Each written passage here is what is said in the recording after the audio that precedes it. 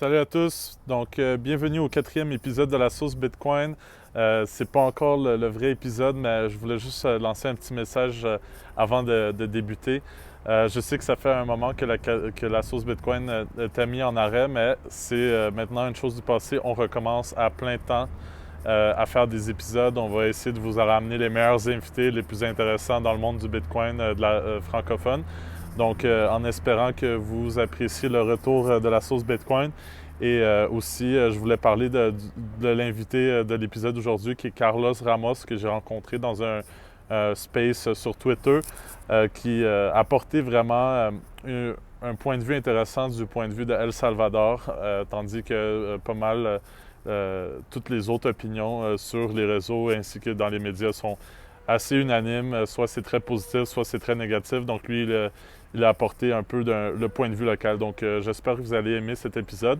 Et aussi faire un petit rappel que la sauce Bitcoin est maintenant sponsorisée par Bull Bitcoin, qui est le meilleur échange non-custodial au Canada.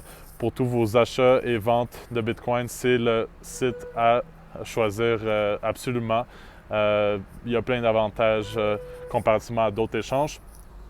Donc, si vous avez des questions par rapport à l'échange, par rapport à Bull Bitcoin, n'hésitez pas à me contacter directement.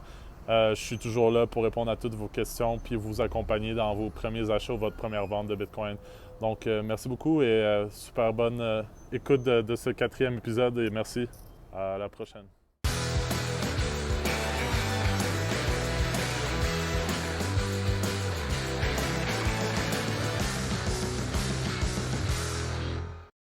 Donc, bienvenue à tous à la sauce Bitcoin. Aujourd'hui, j'ai avec moi Carlos Ramos, euh, un El Salvadorien qui vit maintenant depuis 30 ans à Montréal et qui est également un Bitcoiner. Je l'ai rencontré sur un space Twitter et lui ai apporté un vent de fraîcheur au niveau de tout ce qui est sur les nouvelles de El Salvador parce qu'on entend beaucoup parler des médias d'une certaine façon. On entend beaucoup d'opinions de personnes qui ne sont pas nécessairement sur les lieux. Donc, c'était vraiment rafraîchissant d'entendre ton opinion, Carlos, un peu plus locale. Et j'aimerais, pour commencer, savoir un peu ton background, ton histoire, comment ça, tu as immigré du El Salvador au Canada, comment tu es devenu Bitcoiner. Et je sais maintenant que tu as aussi des projets au El Salvador, tu reviens plus souvent parce que tu vois la situation s'améliorer. Donc, j'aimerais entendre ton histoire un peu pour débuter simplement. Écoute, il n'y a pas de problème. Comme tu as dit, mon nom c'est Carlos Ramos. Ça fait 30 ans que je suis, depuis 92 que je suis ici à Montréal. OK? Puis, en tout cas, je n'ai pas choisi le pays parce que je voulais, mais bien parce qu'ils m'ont amené, ma famille m'a amené ici. J'avais à peine 15 ans quand j'ai migré ici à cause de toute la violence qui vivait au Salvador. On était à la fin de la guerre civile à signé en 92, donc 2 mois avant la signature, j'ai migré ici au Canada. Donc, un peu ça. Depuis ce temps-là, là, j'ai étudié, j'allais à l'université, j'ai fait toutes mes études en programmation, web, et Internet, des choses comme ça. Puis, depuis ce temps-là, là, ben, je me suis mis à travailler là-dessus. Puis, par cet effet même, j'ai commencé un peu à travailler dans les bitcoins quand il a débuté au début, là, dans 2011, 2013, c'est à peu près là, là. Puis après ça, au début, là, je croyais plus ou moins, vraiment, là, je te le dis franchement. Mais après ça, là, surtout quand il y a eu les premières downs, quand il est tombé. Donc, j'avais presque laissé tout de côté. Mais tranquillement, j'ai revenu, je suis tranquillement en train de, pas tout de suite, mais ça fait quelques années avant, j'ai recommencé. Puis maintenant, là, je suis là-dedans, là, vraiment, là, à temps plein aussi. Euh, j'ai commencé à faire du mining, puis après ça, j'ai arrêté ça parce que je me suis concentré dans d'autres choses.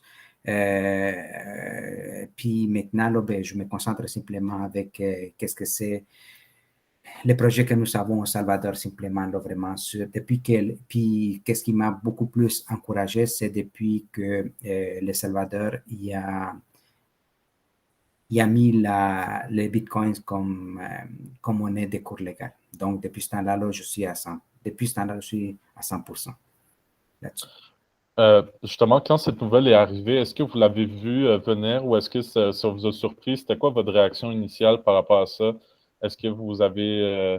c'est quoi dans le fond? Comment vous avez réagi? Est-ce que c'était une réaction positive ou c'était de l'étonnement? Comment vous avez vu ça? Surtout que vous Je, avez intéressé au Bitcoin avant, là, ça doit être... oui, oui, mais écoute, je n'ai pas resté surpris, mais j'étais vraiment content. Euh, Écoute, c'est une question de temps parce que le président Nayib Bukele, lui, il existe, tu peux le trouver sur Internet, vas-y, cherche sur Internet euh, projet Cuscatlan. Lui, il avait déjà dit, ça fait dans ce projet-là, là, c'est comme la Bible pour nous, comme les gens qui suivent à lui. Euh, c'est vraiment, il avait déjà dit que le Bitcoin, ce serait vraiment quelque chose qui deviendrait au Salvador. C'est quelque chose il fallait qu'il arrive au Salvador, les Bitcoins. Vraiment, pour lui, croire à ça. Depuis le début, il a toujours cru à ça. Puis, donc, mais pour moi, c'est honnêtement que ça tombe comme tout de suite. Moi, peut-être je l'aurais vu plus loin, dans plusieurs temps, dans quelques années, mais pas tout de suite, à mi-chemin du premier mandat. Donc, c'est sûr que pour moi, c'est vraiment vite. Puis c'est un étonnement quand il a annoncé par vidéoconférence en Floride.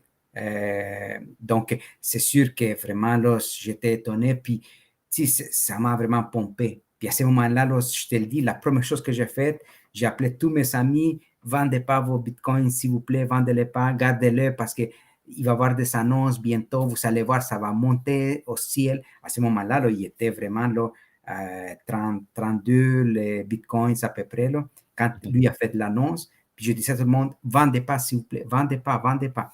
Puis tout le monde, ah, quelqu'un a vendu, d'autres non. Mais c'est sûr que j'étais étonné. Puis surtout qu'il a dit que dans ce mois, il allait envoyer les projets de loi. Puis il a envoyé tel qu'il avait promis. Donc je me suis dit, oui, ça c'est vrai. Donc je peux répondre comme ça. Donc, de l'excitation. Le projet de loi en tant que tel, quand vous l'avez vu, est-ce qu'il y a eu une bonne réception du point de vue des locaux? Comment ça a été perçu? Donc, comme je vous dis, là, moi vous m'avez vraiment ouvert les yeux là, quand vous avez rejoint le space parce qu'on entend toujours les Bitcoiners donner beaucoup d'opinions. Les Bitcoiners aiment ça, donner des opinions, être contrariens, toujours se questionner, mais ils n'ont pas le point de vue local, ce qui fait qu'ils parlent un peu dans l'air, je trouve, dans beaucoup de situations. Donc, quand le projet de loi est sorti, on a vu apparaître sur Twitter, par exemple, des protestations contre le projet de loi, mais ça avait l'air vraiment fabriqué. On aurait dit que c'était des personnes qui ont été payées quelques dollars pour prendre une photo avec une affiche. Ça avait l'air très fake, selon ma perception. Donc, j'imagine que peut-être pour vous, c'était clair que c'était faux. Ça venait d'où les protestations en tant que telles? Est-ce que vous savez? Oui, écoute, au Salvador, à ce moment ici, là, on appelle ça les 3% parce qu'il y a 3% des gens qui n'aiment pas le gouvernement, ils sont contre le gouvernement. Puis ces 3%-là, là, ça appartient vraiment à l'élite. Vraiment, 1% de là, là sont l'élite, puis l'autre pourcent, c'est ceux qui soutiennent l'élite. Donc, ces 3%-là, là, c'est vraiment comment je peux dire, c'est vraiment ce qui protestent de tout, n'importe quoi que le gouvernement va faire ou n'importe quoi que le gouvernement dit ou fait, ils sont contre tout, contre Bukele, contre tout, ils l'ont traité. C'est eux qui l'ont donné l'étiquette de dictateur, ok? Parce que ils veulent pas de lui, donc l'étiquette que c'est un musulman, parce que sa famille, ils viennent sont palestiniens, lui, il est né au Salvador, euh, mais ses parents, c'est dans sa deuxième, lui est la troisième génération, si je ne me trompe pas, qui étaient des Palestiniens qui ont immigré au Salvador. Donc, pour eux, c'est vraiment l'étiquette des musulmans, dictateurs, et il est trop jeune pour, euh, pour, pour gouverner, ok? Parce qu'avant, tout le monde, c'était juste des docteurs, des maîtrises ici, puis tout là, tandis que lui, Bukele, il y a seulement un baccalauréat, c'est-à-dire c'est comme un certificat du cégep, c'est tout ce qu'il y a. Il y a pas de certificat d'université, rien. Donc, pour eux, penser que c'était rien. Donc, eux, là, c'est ça, l'opposition. L'opposition, c'est sûr que lui, encore aujourd'hui, ben, la moitié de eux, là, ils sont déjà ailleurs, ils sont acceptés les bitcoins. Mais au début, quand la loi est sortie, ils étaient complètement d'accord. Ils faisaient des étiquettes, pas de bitcoins, ils parlaient, ils faisaient des contre-lois pour essayer de canceller ça. Puis ils ont fait des manifestations, ils ont payé le monde, les personnes âgées, les enfants contre le Bitcoin. C'est sûr qu'ils payaient 10 dollars, 20 dollars pour les gens qui viennent, mais même à ça, là, écoute, c'était même pas 2% des gens, c'était 2000, 3000 personnes qui allaient là. C'était pas le monde, mais ça, c'est des gens payés pour aller là. Donc, c'est sûr que ça, c'était les deux grands partis, FMLN puis Arena, qui font ça, l'opposition. Donc, ils sont opposés à tout. Puis, ça, c'est par rapport à l'opposition qui a fait ces manifestations. Puis, Univision, Telemundo, eux tous sont des machines payées par Washington, puis par tous les Soros, puis des choses comme ça. Donc, c'est sûr qu'ils ont pris des photos comme quoi c'était une grande manifestation, puis c'était pas vrai, là, vraiment. C'est ça qu'est-ce que le monde voyait, comme s'il y avait des manifestations, puis c'était pas vrai. C'était vraiment comme ciblé, puis des choses comme ça, mais c'est rien. Après ça, la population générale, il y avait 50% de la population générale qui était vraiment là, qui ne connaissaient pas, ils ne savaient rien du tout, du tout, du tout. Donc, ces gens-là, là, ils disaient, on va voir qu'est-ce que ça va donner. Okay? Puis il y en a, c'est sûr qu'il y a 20% du monde qui, eux, ils étaient contents. Puis après ça, là, il y avait les 15%, 5% qui restaient, que nous étaient vraiment là, comme, wow, fantastique, let's go, voici. Là. Donc, c'est sûr que c'est à peu près ça les panoramas qu'il y avait là-dessus, là, vraiment. Si je peux comprendre, j'ai lu un peu, dans le fond, Nayib Bukele, c'est le premier président depuis environ 30 ans qui est élu, qui ne fait pas partie des deux partis que vous avez mentionnés. Effectivement. C'est quoi les noms des partis exactement? Arena, Arena. puis FMLN. OK.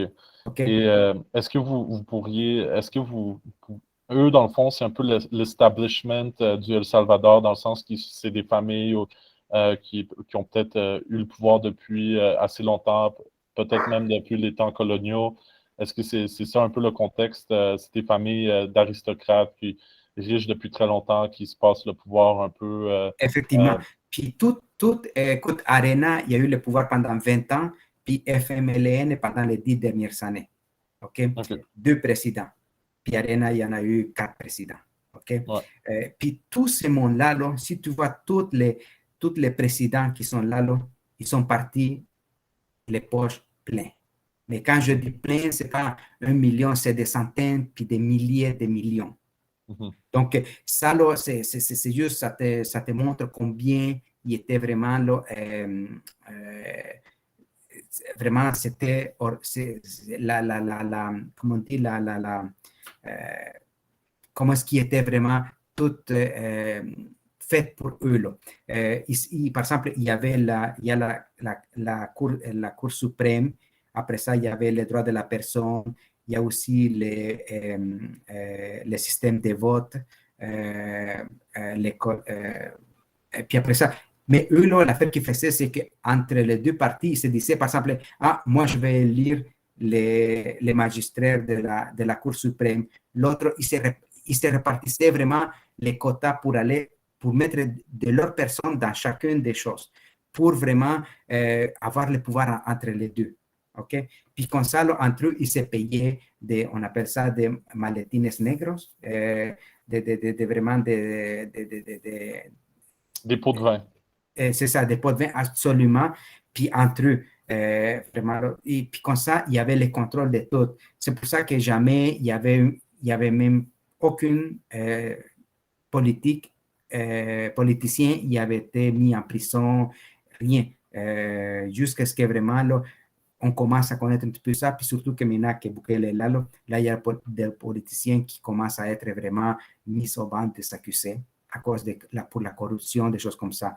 Mais oui, effectivement, surtout les partis Arena, eux, ils viennent des familles riches, les plus riches. C'est eux qui contrôlent tous les pays depuis, euh, depuis 200 ans, on dit. OK?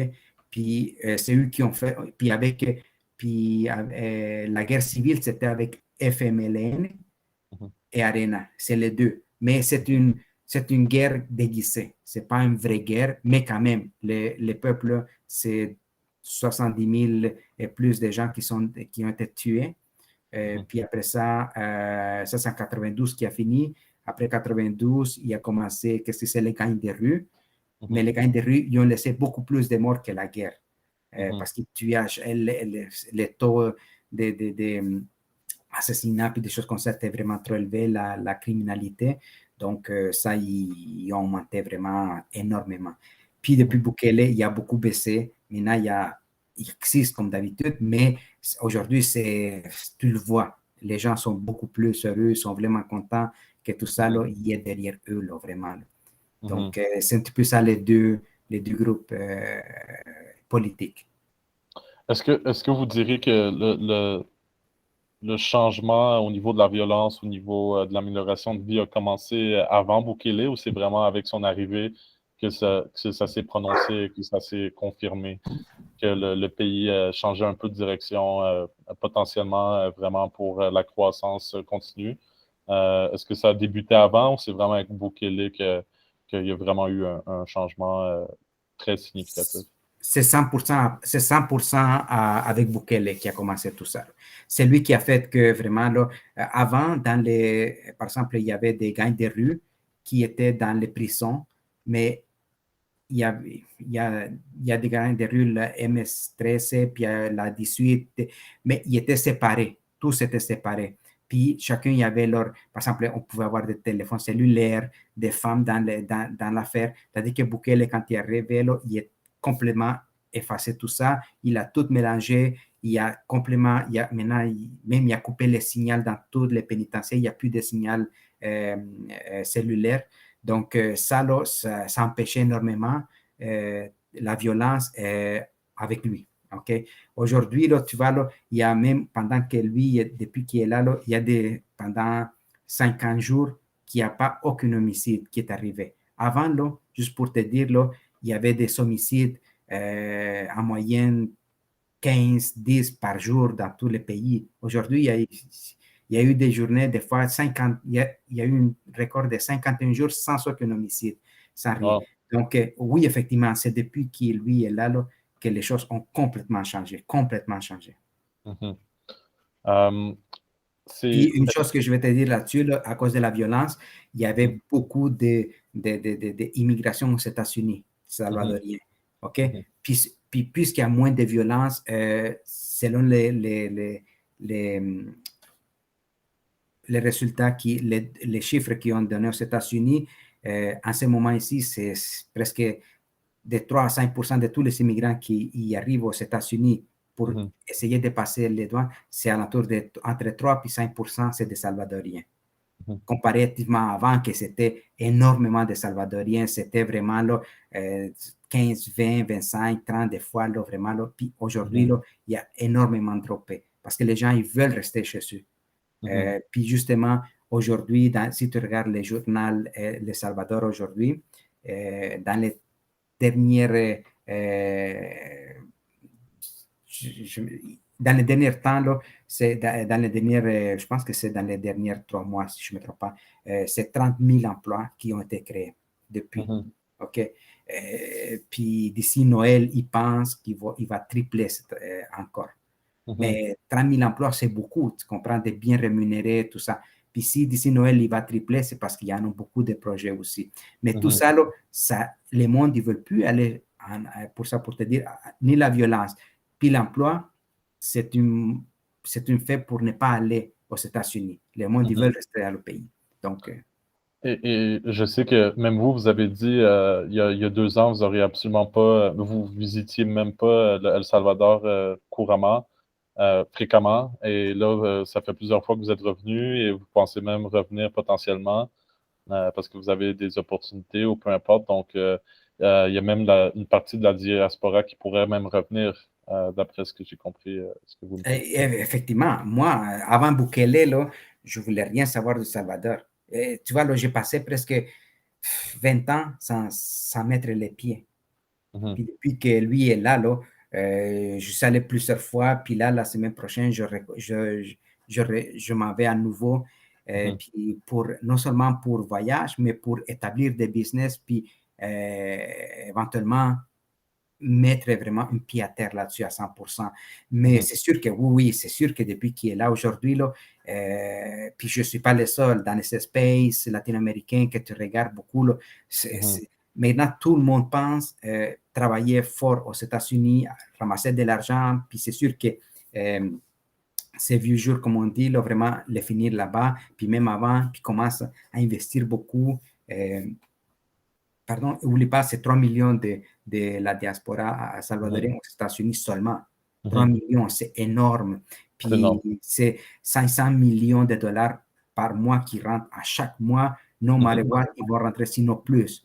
OK? C'est le seul pays qui rentre autant, vraiment, le plus que tous les pays alentours, là, vraiment. Euh, mhm, pour les peu de gens, au prorata des gens, là, vraiment, c'est énorme.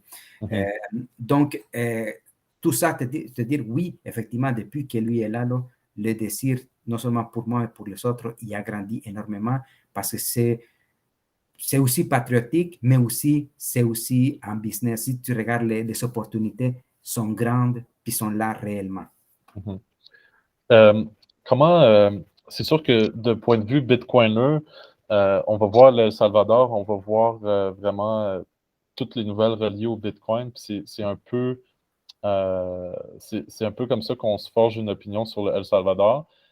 Mais ça doit être bien sûr d'autres mesures aussi que Nayib Bukele entreprend ou soit qui fait en sorte que le pays va mieux. Est-ce que vous pouvez en parler un peu plus?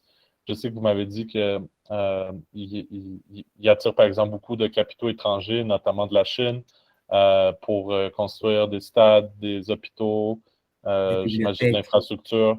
Donc, c'est pas juste le mouvement Bitcoin, mais aussi d'autres actions sur le côté qui font que ça propulse le tout vers l'avant. effectivement. Écoute, si en réalité, là, les bitcoiners, là, ils vont commencer tout de suite. Ça, les bitcoiners, en réalité, là, ils n'ont même pas commencé à investir comme ça devrait être. Mhm, Comprends-tu? Parce que toute la Bitcoin City, il devrait être construit par des bitcoiners. mhm, OK? Mais à ce moment ici, ça grouche tellement de projets au Salvador que ça, c'est juste des capitaux, oui, des gouvernements, par exemple la Chine, il est en train de construire un stade, une bibliothèque, puis un hôpital qui va aider. Puis après ça, le gouvernement salvadorien qui est en train de construire vraiment un hôpital pour des animaux, le premier des quatre. OK? Vraiment 3 étages, immense, immense, immense, où est-ce que chaque vraiment dans l'hôpital pour les animaux, chaque fois que quelqu'un t'amène ton animal pour te faire n'importe quoi qui a ton animal, ça va te coûter juste 25 cents. mhm, 25 cents la visite, que c'est rien là, mais c'est juste symbolique, ok? Mais tu peux faire n'importe quoi, une chirurgie, anesthésie. Aujourd'hui, là, ici, moi, j'ai un chien, puis quand je vais chez le vétérinaire, ça va me coûter, je ne sors pas de là en bas de 300, 500 dollars, là. Tu mhm, comprends?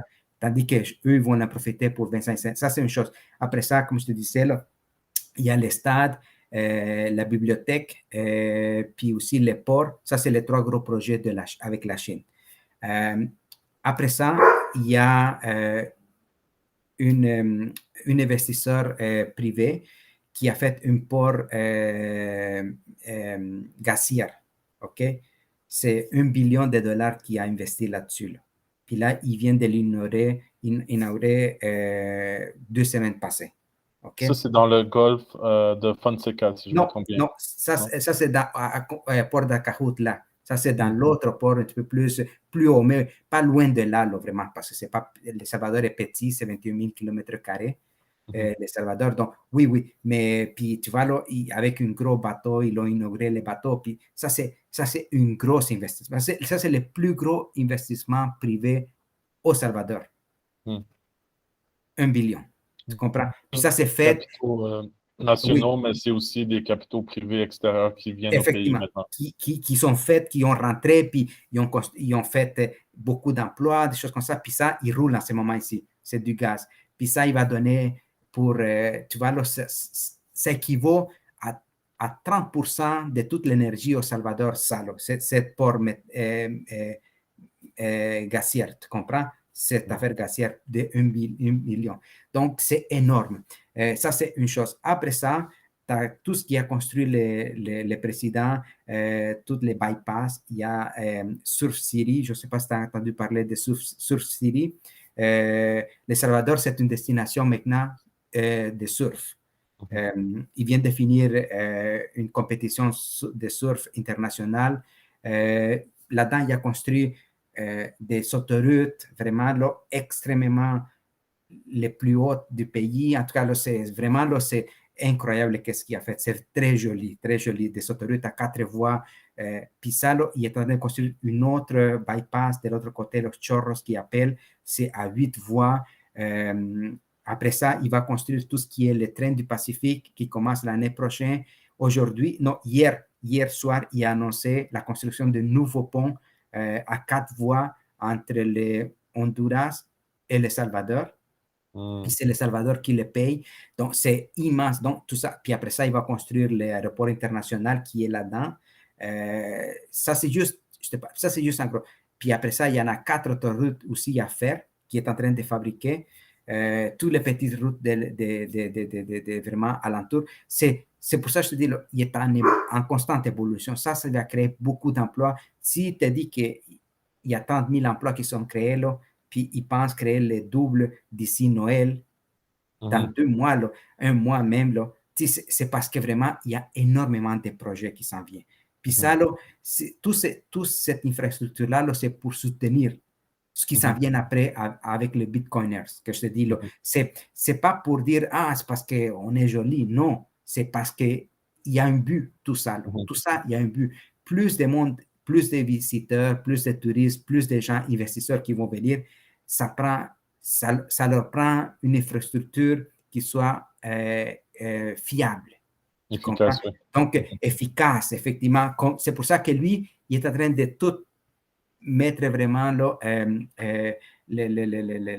la table pour que quand les investisseurs ils vont arriver pour les bitcoiners, ça va être. Mardi, pour te dire, il y a un nouveau data center qui a été créé, qui a été annoncé. C'est une consortium costaricien de Costa Rica puis El Salvador. C'est 500 millions de dollars les data centers. C'est pour créer des applications, pour créer vraiment des infonuagiques, tout ça qui a été construit. C'est 500 emplois juste dans ce milieu-là qui vont être créés là-dessus. Oui, c'est sûr que tout de suite, il y a beaucoup de projets qui sont en branle, tout ça pour mettre la table sur tous les investisseurs bitcoiners qui vont arriver, puis aussi pour construire les Bitcoin City. C'est ça. Mon commentaire, c'était vraiment ce qui est étonnant dans tout ça, c'est que c'est vraiment un contraste par rapport au reste du monde qui tend à se renfermer, puis il y a aussi toute la mentalité de zéro croissance, qu'il faut arrêter de continuer à développer pour que ce soit pour le climat ou les raisons qu'on trouve. Euh, Au Québec, je pense que c'est quelque chose qui est assez présent, essayer de moins dépenser, moins construire, pas de projet. Il y a un projet immobilier, il y a un projet pétrolier, on veut pas, on veut rien faire. Tu sais. Mais là, El Salvador explose. C'est ça qui est vraiment C'est une bonne étonnant. analyse c'est une bonne analyse que tu fais là, vraiment. Effectivement, c'est une ouverture énorme. Puis, non seulement, tu vois, là, oui, le Salvador a besoin de capitaux étrangers pour exploser, mais le Salvador est quand même est capable de le faire à son rythme, avec son propre argent, vraiment, là, pour arriver là où il veut arriver. OK? Mais je pense que c'est c'est la personne qui est devant tout ça, que c'est Nayib Bukele, qui est un grand visionnaire. Puis c'est ça qu'est-ce qui vraiment ressort de tout ça, là, comme tu dis, là, vraiment, là, c'est quelqu'un qui il dit là, vraiment, là, pourquoi ne pas s'ouvrir, puis faire que les autres aussi, ils viennent vers nous comme nous aller vers les autres. Puis, comme, c'est, regarde, hier, là, hier, je ne sais pas si tu as vu dans son Twitter, lui a publié une vidéo avec un investisseur de Singapour qui est sur place. Okay? Mhm. C'est un des plus riches, c'est des milliards puis des milliards, ces gars-là. Okay?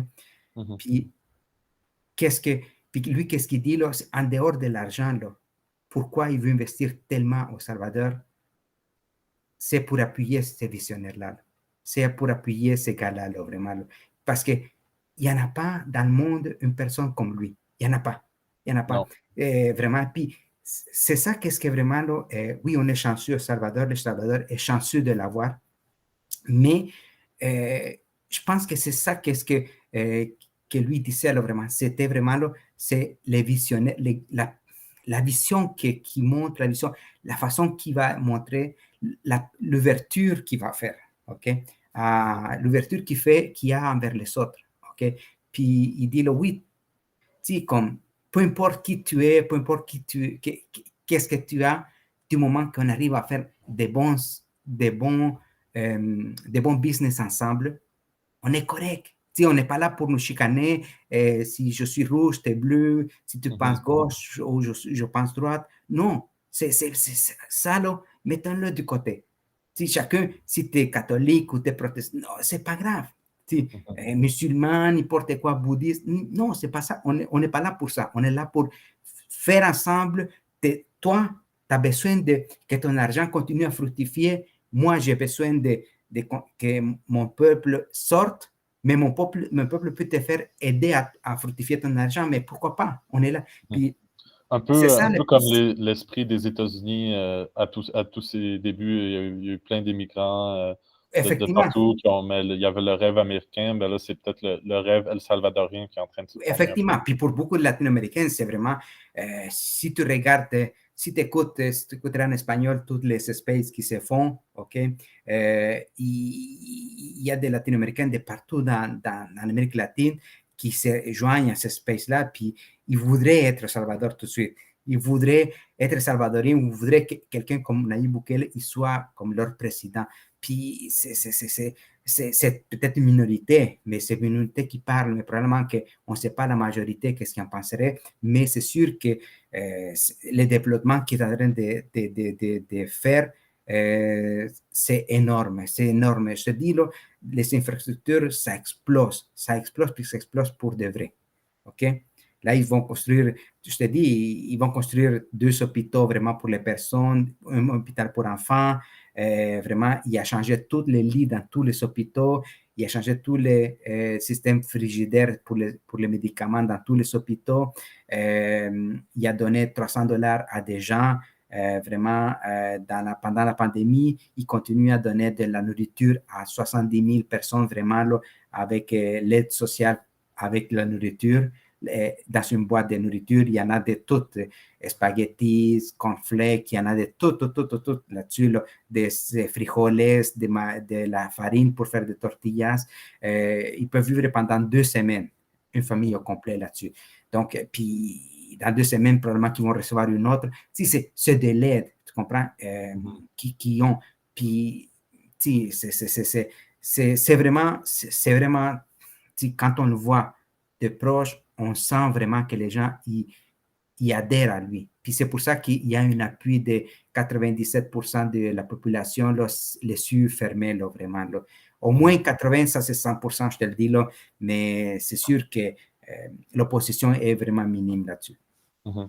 Donc, j'imagine, vous prédisez une victoire pour son second mandat assez certaine, j'imagine. Ah oui, c'est sûr que son deuxième mandat, il faut qu'il soit, comme je dis toujours, il faut qu'il continue. Parce que Mhm, lui est l'architecte de tous ces projets-là. Là. Puis, mhm, tu comprends, s'il n'est pas là devant, c'est sûr que quelqu'un peut venir, puis, tu sais, comme dans un texte, tu changes une virgule dans le texte, des fois, ça ne veut pas dire la même chose, non? mhm. Si tu changes un point, une virgule, ça change complètement.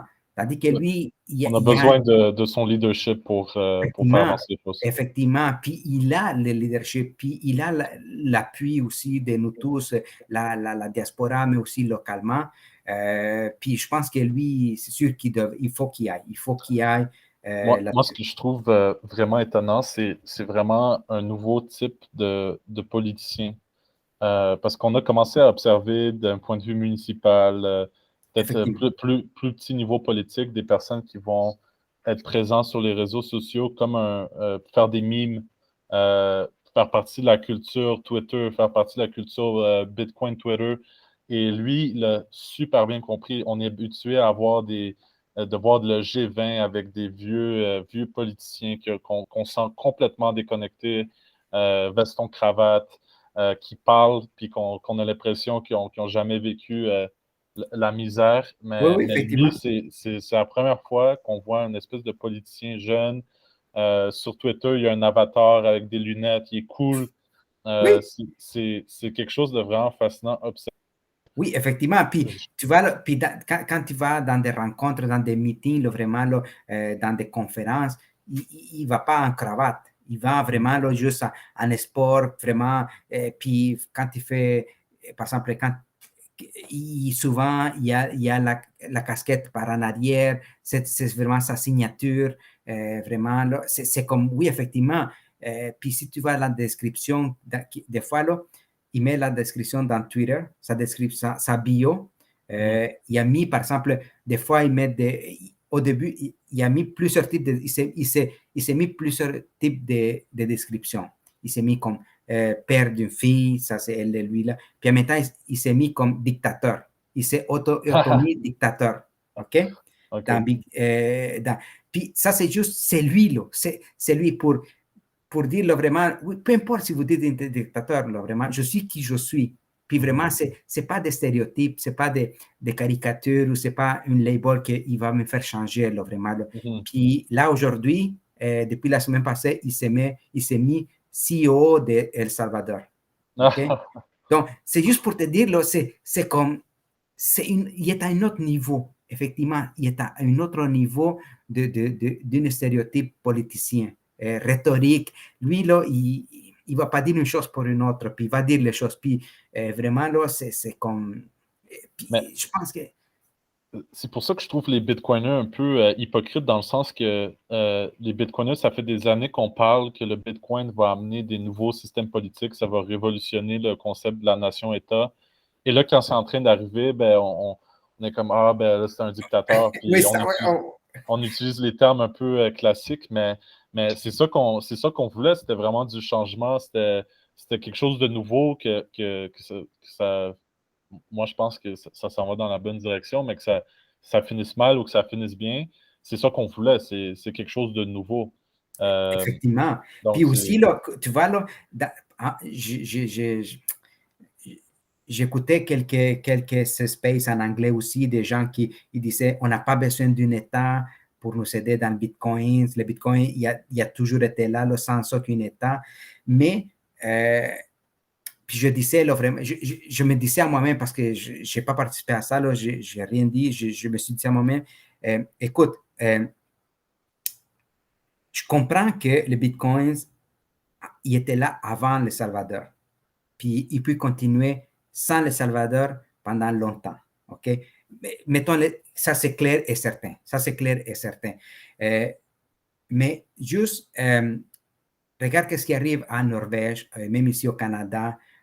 Juste, je parle de Montréal, OK? Ici au Canada, les bitcoins, le gouvernement, il dit rien, il les tolère, mais n'importe quel moment, il peut fermer la clé, puis tout le monde est foutu. Peu importe le nombre de machines que tu as mis, peu importe les farming que tu as, tout de suite, le gouvernement, je suis visité des fermes de bitcoiners, là, 300, 500, 600, 1200 machines, là, vraiment, qui roulent à plein régime. Ici à Montréal, ici au Canada. Pourquoi? Parce que on a l'électricité vraiment qui coûte pas cher. L'hiver, il fait froid, ça aide beaucoup. On n'a pas besoin de chauffer trop, de refroidir trop. Donc, plein de choses, OK? Mais les gouvernements, ils utilisent seulement parce qu'ils dépensent l'électricité puis ils payent. Mais pas parce qu'il n'a jamais dit on vous accepte 100%, on vous donne la carte blanche, la carte verte, comme quoi tout est correct, tout est bon. Mais n'importe quel moment, là, ils peuvent juste fermer, puis ça sort qu'une loi, ça sort qu'un règlement. La même chose en Norvège. Oui, en Norvège, ils aident beaucoup. Des fois, les politiciens, ils vont dire des choses, puis ça va être seulement pour apaiser, oui, on va vous aider, on va vous appuyer, oui, tout ça, Puis des fois, on voit qu'ils font rien, aucune loi, aucun règlement, c'est le free for all, tant que tu dépenses l'électricité, puis tu payes, puis tu crées des emplois, puis des choses comme ça, on est correct, puis on dit rien. La même chose au Texas. Au Texas, il a commencé un petit peu plus à essayer de faire des règlements, des choses comme ça, mais en Norvège, mais tout ça pour dire que vraiment, chacun y est comme indépendant. Il ne sait pas si demain, est-ce que demain je vais être OK dans le Bitcoin, où est-ce que je vais être? Si je mets une ferme mining dans ces places ici, est-ce que demain je peux continuer à chaque jour jusqu'à pour 100 ans? On ne sait pas. Tandis que le Salvador, aujourd'hui, il vient de nous dire à nous tous, mets une ferme chez nous, là, puis tant que tu veux 100 ans, 200 ans, pourquoi? Parce que c'est légal, carrément légal. Puis qu'est-ce que tu es en train de miner, là? Dans mon pays, là, ben, ta monnaie que tu fais, là, il est 100% légal. C'est pas pour te dire, dans 2 mois, ça va changer, dans 3 mois, dans 1 an, on ne sait pas, on va attendre, on va voir. Continue, on va attendre. Non, c'est vraiment straight droit. C'est droit. Puis c'est ça, comme tu disais, puis je rejoins ce que tu dis là, ce côté hypocrite de certains bitcoiners, on n'a pas besoin d'un État. Ben, c'est comme, dis-moi quel État, à part le Salvador, qui va vraiment te soutenir à 100% avec une loi, comme quoi toi, qu'est-ce que tu fais, il est vraiment légal. Il n'y a pas aucune. Il n'y a pas aucune. Ça, c'est le premier point là-dessus que je voulais mentionner par rapport à ce que tu disais. Puis vraiment, là, puis aussi, là, regarde, le deuxième point, c'était que, comme je disais, avant le Salvador, le Bitcoin, c'était à 32. Le Bitcoin, il a annoncé, il a monté un petit peu, juste une petite miette ici et là, il a baissé. Tout à coup, la loi, il est rentré, la loi Bitcoin, puis tout à coup, il a monté. Tu vois, là, le Bitcoin, il a fait ouf dans le ciel. OK? Là, il est en train de stabiliser, mais c'est sûr que, comme je dis, là, c'est pas grâce au Salvador qui a monté, mais c'est vraiment, là, pour moi, c'est une genre ça a certainement influencé. Effectivement, il a influencé. Pourquoi? Parce que regarde, si le Salvador, il n'aurait pas été là, regarde, les grandes banques, JP Morgan, puis des choses comme ça, devant la presse, devant tout le monde, il va dire, ah, les bitcoins, on ne croit pas trop à ça, puis ci, puis ça, mais sont les premiers, regarde, combien ils sont en train d'acheter? Ils sont en train d'acheter énormément de réserves de bitcoins à ce moment-ci, là. Mais devant la presse, ils vont dire d'autres choses. Mais ils savent que ils ne veulent pas devenir un deuxième blockbuster qui ne croyait pas à Netflix, puis des choses comme ça, puis à la fin, il a fait faillite parce qu'il n'a pas cru à la technologie, il n'a pas cru au futur. Eux, là, ils ne veulent pas. C'est sûr que soit qu'ils montent dans le train, ou soit qu'ils vont rester là. Tu comprends? C'est pour ça qu'en cachette, ils continuent à acheter des bitcoins. Ils continuent à acheter énormément de bitcoins. Toutes ces banques-là, Bank of America, puis JP Morgan, puis tout ça. Donc, c'est pour ça que je te dis, là, si Le Salvador n'y aurait pas amené ça, là, ces gens-là, ils n'auraient pas vu le train venir. Tu comprends? Donc, c'est parce que, pas juste, plusieurs États aussi qui veulent, plusieurs États qui veulent suivre Le Salvador. Mais c'est sûr que Le Salvador, il se trouve dans une position extrêmement privilégiée, dans le sens que le président, comme même pas les États-Unis ou le Canada, ils peuvent se dire, comme au Canada, le Premier ministre peut se dire, ah, moi, j'ai toute la chambre pour moi, j'ai toutes les lois que je peux faire, passer n'importe quoi, j'ai tous les supports de toutes les machines. Non, c'est-à-dire que lui, il a les supports. Mais tout ça, c'est dans un cadre vraiment démocratique. Il n'y a jamais eu aucune balle, rien.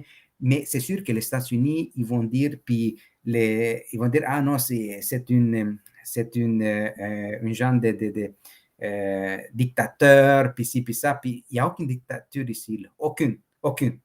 Lui était élu démocratiquement avec 53% en premier tour, ce qui n'a jamais eu à aucun pays en Amérique latine vu ça.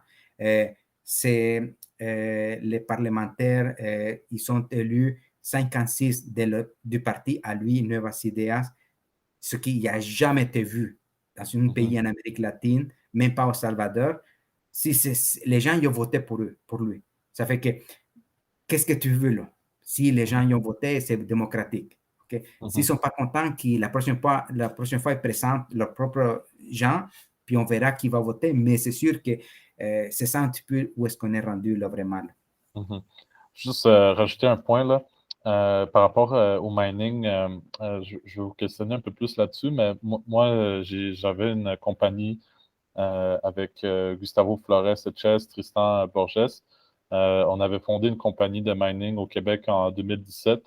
Je ne sais pas si vous suivez dans le temps, mais il y avait un moratoire imposé par la Régie de l'énergie et par Hydro-Québec. Oui. Donc, malgré le potentiel absolument gigantesque, énorme, en fait, le Québec a assez de surplus en ce moment énergétique dans tous les barrages d'un point de vue d'à quel point il y a de l'eau accumulée pour fournir l'électricité au réseau du Bitcoin au complet.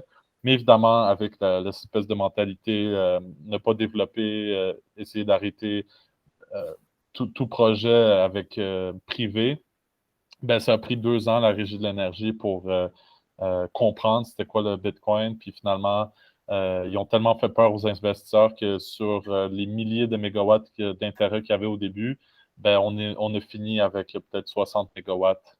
Oui, effectivement. Ce qui est absolument ridicule pour le potentiel et l'argent que ça aurait pu ramener à la province.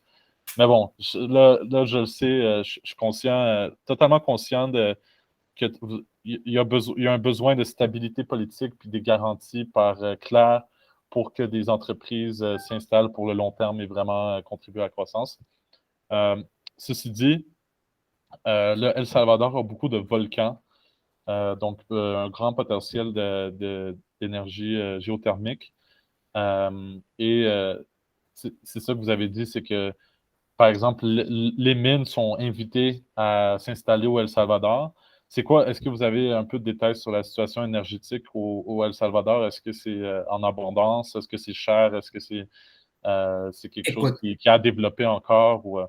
C'est à développer, c'est à venir vraiment. Oui, c'est un peu comme pour les gens normaux, c'est cher. OK? C'est cher. Mais c'est sûr qu'avec les bons du gouvernement qui donnent aux gens, aux familles, tu vois, là, 2 mois, un mois et demi passé, le gouvernement il a dit que tous les artistes, tous les artistes, OK, qui y étaient en retard pour l'électricité ou de l'État, des choses comme ça, là, il a enlevé tout ça, là, toutes il a cancellé toutes les dettes électriques à tout ce monde-là. Là.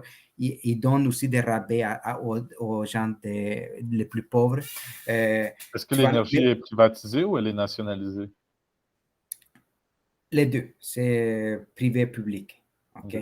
privé-public. Mais, comme je dis là, vraiment, oui, c'est un peu cher, mais comparé à ce qu'il y a alentour de eux, là, c'est comme on est dans la moyenne à peu près, là, vraiment. Là. Mais avec, comme je dis, là, vraiment, là, avec les nouveaux ports méthaniers qui viennent d'être inaugurés, équivaut à 30% d'électricité de tous les pays. Donc, ça, il va amener vraiment là, une plus grande quantité d'électricité au pays qui va faire que le prix il va être plus stable, OK? Plus stable, puis en même temps plus accessible, parce que lui, il veut que tout le monde ait l'électricité.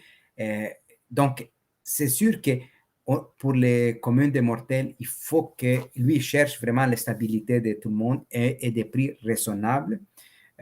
Oui, on a beaucoup de volcans tout de suite, mais on utilise simplement un volcan pour les géothermiques, OK? Puis c'est là où il veut plus développer la Bitcoin City, OK? Ce qui va faire que il y aura assez en abondance d'électricité pour qu'est-ce que c'est. Vraiment, il va en avoir même du surplus, OK? Avec les projets géothermiques qui s'en viennent. Okay. Là, tout de suite, ils ont fait pour la géothermique, et ils font quoi? C'est pour alentour de, tout de suite, ils font 500 000 ménages à ce moment ici, mais bientôt, ils vont monter à plusieurs millions, OK, dans la géothermie. Hier, je ne sais pas si c'était là, j'étais dans une space en français, je ne sais pas si c'était là, dans une space en français, qu'on parlait des bons, les bons qui vont créer. OK? Les bons qui vont être créés, c'est, comment je peux te dire? Là c'est fait, oui. C'est 50% des bons qui vont être utilisés pour acheter des bitcoins. OK? C'est officiel. OK? Puis 50%, il va être utilisé non pas pour créer Bitcoin City, mais pour créer des installations pour les Bitcoiners. Ce qui veut dire, c'est que les 50% de ces bons-là, il va être utilisé pour créer tout ce que c'est les réseaux géothermiques, toutes les installations principales et nécessaires pour que n'importe qui veut venir miner et aussi commencer à construire la Bitcoin City, il va être déjà prêt. Donc, c'est ça.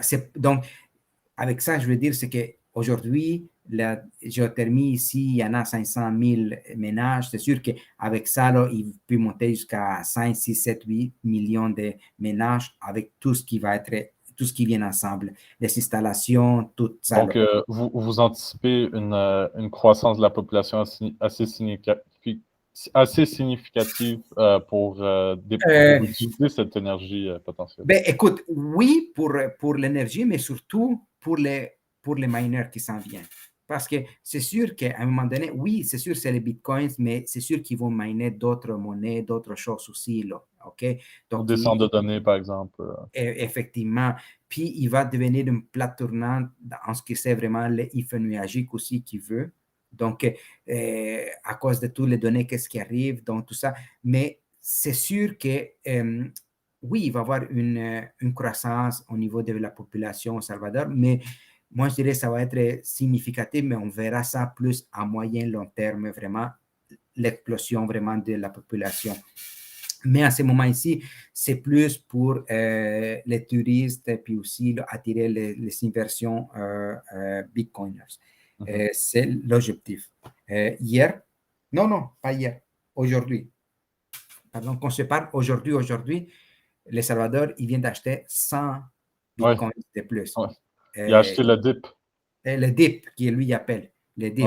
Donc, tout ça pour te dire qu'il est là, lui. Puis, ce que j'ai compris vraiment, puis j'écoutais des reportages de lui, puis les gens alentour de lui, là, les 50% des bons pour acheter des bitcoins, les 100, ça fait pas partie des bons encore, là, mais les 50% des bitcoins que lui va acheter, là, c'est pour soutenir aussi tous les bitcoiners, pour soutenir la business des bitcoiners qui vont venir s'établir au pays. C'est comme pour dire, là, vraiment, là, écoute, je suis avec vous. C'est comme comment dire, vraiment, là, si vous tombez, moi aussi, je vais tomber. C'est pour ça que je te dis, là, lui, c'est un gars qui il est vraiment visionnaire. Il pense, il veut pas juste te dire, il prêche par l'exemple. Il prêche pas pour te dire à toi, là, écoute, oui, oui, venez, faites ce que vous voulez, mais moi, je ne suis pas là-dedans. Tu comprends? Tu lances la pierre, mais tu caches la main. Est-ce que tu comprends? Je veux dire, non, non, lui, il est avec nous, il est là-dedans, il ne veut pas faire ça juste pour faire semblant. Non, il fait ça parce que vraiment, il croit, puis il voit le futur, il voit le potentiel qu'il peut avoir. Puis vraiment, là, ce que je vois, là, c'est vraiment, là, c'est lui qui est en train de, lui est devant tout ça, là, puis même lui est devant tous les bitcoiners du monde complet, OK? Puis c'est lui qui se fait lancer tellement de pierres par le FMI, par les présidents, par les nations, par tous les banquiers. Tout le monde, tu sais que dans ces business de bitcoiners-là, ces mondes-là, ils ne veulent pas que les bitcoins rentrent. Depuis le début, ils n'ont jamais voulu. Puis aujourd'hui, que lui arrive, c'est comme lui, il est le porte-étendard de tous les bitcoiners, puis c'est lui qu'on lance la pierre, on lance des tomates, puis c'est lui qui, vraiment, là, puis par ricochet, tout le Salvador au complet, mais puis en plus, que tu dis, ah, on n'a pas besoin d'une... Non, c'est désolé, là, mais c'est comme, tu devrais remercier lui qui est devant, qui le traite de tous les noms des dictateurs, de quelqu'un qui ne connaît rien, qui va détruire tout le monde au complet. Et imagine qu'il crée une bulle Justement, économique. c'est sûr que quand on parle de El Salvador d'un point de vue international, que ce soit sa force monétaire ou sa force militaire, c'est vraiment petit. Puis en plus de ça, ben, El Salvador utilise le dollar américain comme sa monnaie principale. Donc lui, il est comme en train de jouer comment on dit, Sur des, sur des cordes sensibles, puisque les États-Unis ne sont pas nécessairement enclins à voir qu'un pays est en train de se transformer graduellement vers un standard Bitcoin. Mais en même temps, je ne pense pas qu'ils vont nécessairement l'attaquer vraiment tout de suite parce qu'en ce moment, les États-Unis ont besoin d'exporter leur dollar pour baisser leur inflation chez eux. Mais en fait, oui. ça a toujours été la stratégie des États-Unis, c'est de s'assurer que la demande pour le dollar reste constante dans les autres pays. C'est comme ça qu'ils font. C'est grâce à ça qu'ils peuvent en imprimer vraiment beaucoup. Donc, comment vous voyez cette relation avec les États-Unis se dérouler dans les prochaines années? Les États-Unis, ils semblent ne pas vouloir donner la chance à des pays comme le Salvador d'être un peu plus indépendants. Ils veulent conserver leur, euh, leur principauté du dollar. Tandis que Bukele va aussi jouer dans les plates-bandes avec la Chine. Donc, c'est un contexte un peu politique euh, complexe. Est-ce que vous avez quelque chose à dire par rapport à ça? Écoute, tout ça, là, c'est un jeu d'échecs. OK? Puis je ne sais pas si tu suis Bukele depuis combien de temps. Des fois, là, lui, si tu regardes l'historique de tout son Twitter, des fois, il met des fois une pièce d'échec. OK? Parce que lui, pour lui, c'est comme bouger vraiment là, une pièce, puis des choses comme ça. Puis comme tu dis, là tout de suite, il joue dans le tableau entre la Chine et les États-Unis. La Chine, là, en 2 ans, il est en train d'investir au Salvador, ce que les États-Unis n'ont pas fait dans les 100 dernières années. Okay? La Chine, il veut sortir le Salvador dans une... Il veut l'envoyer vraiment là, dans une autre galaxie. OK? Tandis que les États-Unis, qu'est-ce qu'ils voulaient? Il a toujours voulu, c'est toujours être en bas. C'est toujours le maintenir vraiment là. Si je sors, puis mais toi, reste en dessous de l'eau. Reste en dessous de l'eau. Puis c'est sous-développé. Ils donnent toujours des miettes. Qu'est-ce qui leur convient, pas qu'est-ce qui convient au Salvador. Puis ça, c'est 80% de la population, on sait maintenant tout ça. On le sait. Okay? Pour revenir à la question de la relation entre les États-Unis et le Salvador, le Salvador, quand Trump était là, il y avait une relation comme ça. Trump et Bukele, ils étaient comme ça. Il y avait, puis pas seulement, c'est, regarde, juste pour te dire, Trump, Mais quand Trump Trump, n'aime pas le Bitcoin, par exemple. Ben, non, il mais dit officiellement euh, effectivement, ouais. effectivement, mais lui, il voyait en Bukele un visionnaire aussi. Il reconnaît la personne en tant que soi, en tant que tel, tu comprends? Puis, regarde, je vais te dire, quand la pandémie est venue, okay, il est rentré, imagine, il a commencé dans ces années-là, Trump était là encore, là, puis Trump, il a envoyé là, 600 ventilateurs au Salvador, Mhm. quand le monde chez lui est en train de mourir. Là. Mm. Je te dis, comment la relation il était avec le Salvador, puisqu'il n'a pas fait avec aucun autre pays. Mm. Okay? Il y avait, par exemple, si tu regardes, cherche sur Internet, là, vraiment, tu vas voir, voyons,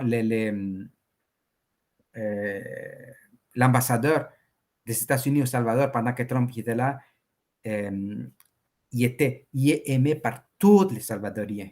Tous Mhm. les Salvadoriens, ils l'ont aimé. Là. Puis tout le monde, on était triste quand ils l'ont enlevé.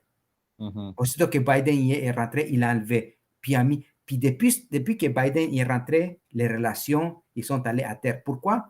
Parce que les démocrates, puis la élite salvadorienne, ils sont comme ça. Eux ne Mhm. veulent pas que rien change, que reste pareil, les démocrates. Le Okay? statu quo. Donc, le statu quo, effectivement. Donc, puis, tout ça pour te dire que aujourd'hui, nous, on se dit, là, les démocrates, ils ne seront pas éternellement là-dedans. Puis Mhm. là, les relations, ils vont s'améliorer quand il va y avoir une prochaine républicain. Mhm. Okay? Donc, nous, on croit là-dessus, puis tout de suite, on fait ce qu'on peut avec. Puis on vit avec. Mais les États-Unis, ils ne veulent pas rester en arrière parce que si la Chine continue à vraiment investir, puis aujourd'hui, les États-Unis ne peuvent pas rien faire. Ils ne peuvent pas dire on va attaquer le Salvador. La Chine est là avec nous. Là. Tu comprends? Mhm. La Russie, il vient aussi avec nous. Là. Tu comprends? Le Salvador est le plus petit pays d'Amérique latine. Tu sais bien, là. 21 Ouais. 000 km², c'est 7 millions de personnes là-dedans. C'est comme, tu ne veux pas mettre David, c'est vraiment David contre Goliath. Ah ouais. Vraiment, l'image, c'est exactement pareil parce que c'est le plus petit Mm. pays que tu ne peux pas en avoir. Tu peux pas en avoir plus, là, vraiment, à part l'autre pays là-bas, là, mais on Mhm. parle vraiment des pays qu'on connaît. Donc, puis pour te dire, là, regarde, tous les Salvadoriens à 100%, maintenant, là, ils sont dégoûtés par les démocrates. Mhm. Donc, eux, ils veulent Moi aussi. voter contre ils vont contre les républicains.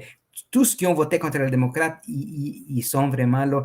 Puis, par ricochet, tous les latinos, beaucoup de latinos en Amérique latine, aux Mhm. États-Unis, là, maintenant, là, c'est fini les démocrates. Puis, Absolument. Ben, puis en Floride, en au Floride, Texas, le vote latino pour effectivement. les républicains Puis, est puis regarde totalement qu'est-ce qui est existant. arrivé là. Puis il a envoyé un signe. Les 3 semaines passées, il y avait une partielle vraiment là, où est-ce qu'ils ont perdu les démocrates, il a perdu là, vraiment là, que ça fait 30 ans qu'il était là, que jamais il pensait Mm. qu'il allait avoir perdu. Là, puis il a complètement il a perdu pour 10 Oui. points. Mhm. Vraiment.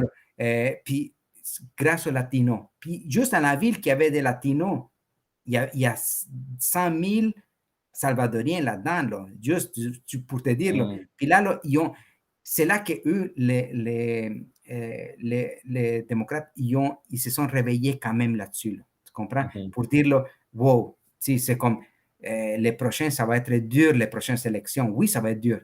Mais Mhm. ils l'ont cherché.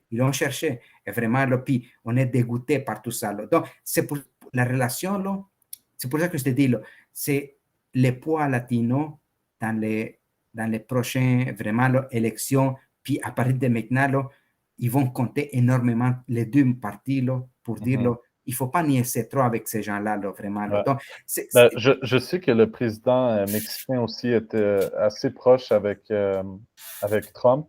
Je suis plus, je sais pas vraiment c'est quoi les relations Mexique-États-Unis en ce moment, mais je pense que Trump, il y avait avantage s'il comprenait qu'il devait s'intéresser aux pays de l'Amérique latine plus en effectivement, profondeur. parce que regarde, pendant que Trump était là sur le pouvoir, puis moi je suivi beaucoup les États-Unis aussi parce que je m'intéresse beaucoup à ça. Euh, Trump, il a jamais, il a, il a jamais s'intéressé à aller faire des guerres. Il n'a jamais fait une guerre ailleurs, à l'extérieur de lui. Lui, il s'occupait seulement du monde à lui. Tu comprends? Tandis que les démocrates, Biden arrive, il commence avec l'Afghanistan, sortir les soldats, faire des guerres avec ici, faire des guerres là-bas. C'est tout le temps ça avec eux, là, tu comprends? C'est comme si ils aiment ça, c'est mêler des problèmes des autres quand il y en a tellement de problèmes chez eux, là, vraiment. Là. Mhm. Puis chez eux, qu'est-ce qu'il veut dire? Non, on va imprimer de l'argent, on va imprimer de l'argent Ouais. seulement. Tu comprends? Mais pas s'occuper réellement des problèmes. Mais en tout cas, juste pour revenir là, à nos moutons, écoute, la relation, tout de suite, on fait qu'est-ce qu'on peut, vraiment, là, Le Salvador, il fait qu'est-ce qu'on peut, mais c'est sûr qu'il viendra des moments plus glorieux avec la relation.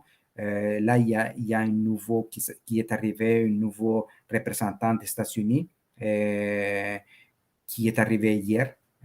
Puis c'était les mêmes qu'il y avait avant Gene Mans. Euh, puis on verra qu'est-ce que ça va donner, mais on n'a pas confiance avec lui qui est rentré là, aucune Mhm. confiance. Donc, pour l'instant, El Salvador continue sans demander l'avis aux États-Unis, puis en espérant que euh, les relations s'améliorent dans le futur. Effectivement. Juste un autre point avec les questions de relations chinoises. J'étais euh, j'étais dans un space où la structure du bond, la façon que ça allait être payé, était beaucoup critiquée et soulevait beaucoup de craintes puis euh, comme d'hésitation. Donc, je ne sais pas si vous avez plongé dans le sujet, mais vous savez, les bonds vont être émis sur le réseau Liquid, qui est un réseau Effectivement. fédéré qui est fondé par Blockstream, euh, qui est une sidechain dans le fond du Bitcoin qui permet de créer des actifs comme des jetons, puis ensuite de les programmer un peu plus profondément en relation avec Bitfinex, qui est dans le fond l'entité principale qui s'occupe de Tether. Puis là, évidemment, il y a tout le FUD, puis les critiques entourant Tether, autour du Bitcoin, que les fonds sont peut-être pas nécessairement garantis, que bon, c'est détenu à l'étranger, c'est pas régulier par les compagnies, par les régulations américaines. Donc, puis, d'après ce que j'ai compris, selon ce space, les dividendes puis les retours annuels du bond vont être payés en USDT. Hmm. Euh, et ça inquiétait beaucoup de personnes justement à cause de ça. Mais en même temps, encore une fois, ça ramène un peu l'hypocrisie des Bitcoiners qui disent qu'il faut se détacher des régulations, il faut avoir un marché plus libre, pas des Effectivement. gouvernements qui s'incrustent dans des marchés. Puis là, tu avais des Bitcoiners qui disaient ah, mais je ne trust pas je ne vais pas faire confiance aux bonds parce que c'est émis par une compagnie taïwanaise. Donc, Bitfinex, je pense qu'ils sont en Taïwan en ce moment. Effectivement. Et donc là, je ne vais pas faire confiance parce que ce n'est pas les US qui sont en train de réguler ça. Ça ne va pas marcher. Puis le bond va être utilisé pour faire fuir des capitaux privés de la Chine au El Salvador, qui est une possibilité aussi. Donc, cet aspect plus technique, euh, plus compliqué là, de la chose, qu'est-ce que vous en pensez? Parce que là, évidemment, ce genre de bond, si on le met en relation avec le Bitcoin, ben, on s'attendrait à recevoir des dividendes en Bitcoin ou paiement en Bitcoin, ou du moins dans un stablecoin qu'on peut convertir facilement en Bitcoin et non se faire payer en USD directement, pas en fiat, du moins. Eh ben, ça ferait du sens dans l'évolution d'un bond Effectivement, Bitcoin, right? c'est l'objectif. De plus se faire payer en USD. Donc, votre opinion par rapport à ça, si vous avez plongé dans le sujet. Oui, écoute, justement, aujourd'hui, j'écoutais un reportage, je ne sais pas si tu as suivi un reportage qui avait fait sur YouTube, on peut le voir, OK, là-dessus, là, euh, avec Ted et puis, voyons, Kaiser, Ted OK, Cruz? Hmm? OK. avec, OK, avec, hein? Max Keiser? Oui, oui, et Ted Ouais. était les deux, puis il y avait notre là-dessus, là, puis il expliquait comment est-ce qu'ils ont arrivé à convaincre les États-Unis de les choisir à eux. Ils n'étaient pas les seuls, mais puis en tout cas, ça dure 1 heure à peu près, là, c'est vraiment intéressant. Je vais t'envoyer les liens là-dessus, là, OK? Mhm. Je pense que c'est vraiment intéressant pour mieux comprendre la première voix, qu'est-ce que c'était tout ça, là, qu'est-ce que c'est tout ça, là, vraiment, là, et non pas voir, écouter des gens qui parlent ici et là, là, vraiment. Mais par rapport à ça, à ta question, là, vraiment, là, si par exemple, il y a plusieurs points. Le premier point, c'est si ils disent que 50% des bons, il va être utilisé pour acheter des bitcoins, ça veut dire que pour moi, je le vois dans le sens que c'est pour t'assurer à toi que 50%, je l'ai déjà en bitcoins, puis je viens de supporter les marchés les marchés que nous voulons fabriquer, je vais les acheter moi-même, puis je l'ai. Okay? Donc, ton risque à toi, c'est juste 50% de plus. Parce que je l'ai déjà mon 50%. Ouais. Est-ce que moi, je le vois comme ça, là. OK? Mhm. C'est comme, donne-moi $1, 50 cents, je vais le mettre à la banque avec ton produit, puis 50%, je vais l'utiliser pour l'infrastructure. Puis, Juste un instant, apporter une précision. Dans le fond, le 50%, donc 500 millions, va être utilisé pour acheter du Bitcoin. oui, Et selon les termes du bond, euh, ils ne peuvent pas vendre le Bitcoin d'ici 5 ans. effectivement. OK. Et là, il y a peut-être quelque chose que je n'ai pas compris. Ce 500 Bitcoin, disons que ça devient 3 milliards, il ne va pas être redistribué également 3 milliards. Il va y avoir une partie qui va être conservée par l'État pour à des Oui. fins de réinvestissement. Est-ce que vous savez c'est quoi la proportion? Non, Comment? ils n'ont pas annoncé la proportion de ça, là. Ils n'ont pas OK. annoncé la proportion de ça. Vraiment, là, que je ne l'ai pas lu. Je ne peux pas te le dire vraiment quelque chose que je l'ai pas lu, je ne l'ai pas entendu. Ils ne m'ont pas été expliqué des sources fiables, Mhm. vraiment, là. Mais je ne peux pas te dire. Mais je te parle en termes de global, vraiment, là, dans le sens que, Mhm. par exemple, moi, si quelqu'un me dit qu'il va garder 50% dans un lieu sûr. Donc, mon risque y est à 50%. Déjà, je me sens correct avec ça.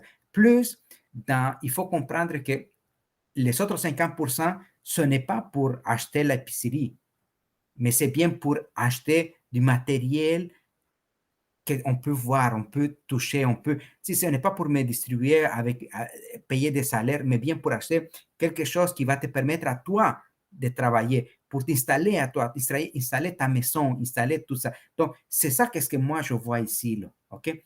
La première chose. Puis aussi, là, euh, comme je dis, là, vraiment, Le Salvador, il va avoir de l'argent.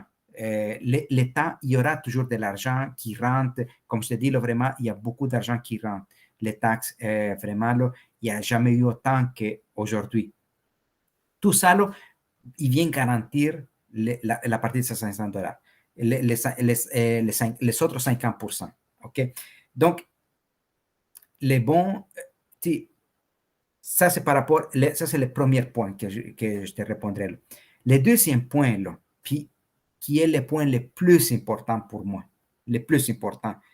Puis les bitcoiners, ils ne voient pas ça, là, vraiment, ils voient ça comme, ils les voient à travers, je dirais, dans le sens que, puis Kaiser, il avait dit là-dessus absolument, euh, pourquoi il était retenu cette compagnie-là là, pour les bons, c'était que il offrait les bons à $100. Okay? Pourquoi il offrait des bons à $100? c'est parce qu'ils veulent que les Salvadoriens, puis la diaspora salvadorienne, soient impliqués dans tout ça. Tu vois, Mhm. puis les bons, il n'attend pas que ce soit les bitcoiners qui achètent les bons. Non, non, non. Le président, il attend que tous les 1 billion ils soient achetés par tous les Salvadoriens. La Mhm. diaspora est vraiment l'intérieur. Parce que si je te dis, là, parce que c'est mathématique, si je te dis qu'à chaque mois, il y en a 560 millions qui rentrent, OK? À Mhm. chaque mois, 500 millions qui rentrent de la diaspora, là, OK? 2 mois et 2 mois et t'as ton bond. La diaspora, lui, qu'est-ce qu'il a pensé, là? C'est dans le sens que vraiment, là, imagine si la diaspora, si moi j'envoie, tout le monde envoie $50 à ma famille. Mais si à ce moment-là, je dis, waouh, il y a un bon de gouvernement que je vais aider, ben, je vais mettre, à ce moment ici, je vais mettre $100 de plus à ce moment ici, j'achète mon bon tout de suite. Le bon, il va se vendre dans ce mois seulement par les Salvadoriens qui vont payer juste $100. C'est l'objectif à ce moment ici. C'est là qu'il faut voir. Si toi, mais en même temps, il te dit vraiment, il est vraiment bon. Il faut le voir de l'autre côté, dans le sens que vraiment, si je te dis à toi, mais si lui aurait dit, ah, c'est seulement les Salvadoriens qui ont le droit de, il faut être Salvadorien pour acheter des bons. Les bitcoiners, ils n'auraient pas été contents. Mais lui, il dit, non, non, non, c'est n'importe qui peut acheter. Ça coûte $100, puis tu peux acheter 5 ou 20 selon ton argent, mais c'est dessiné pour que vraiment le monde, les Salvadoriens soient capables. Parce qu'un Salvadorien, il ne peut pas acheter par un bitcoin.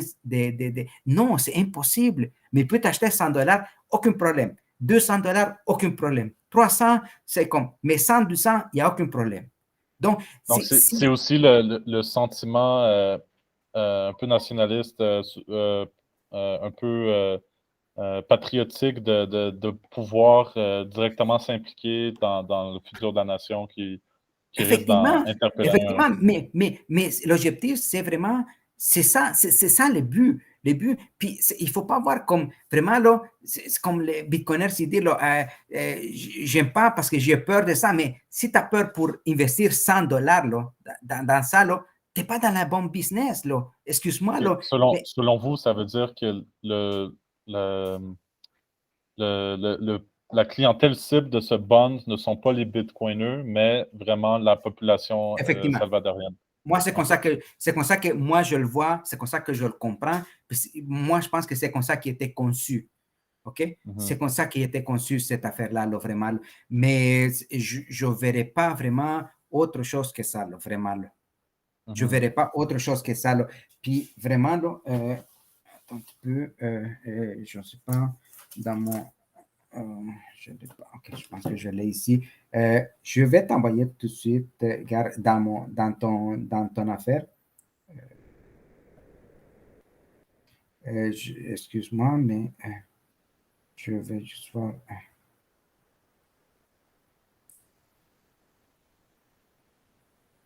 Bond markets that were built.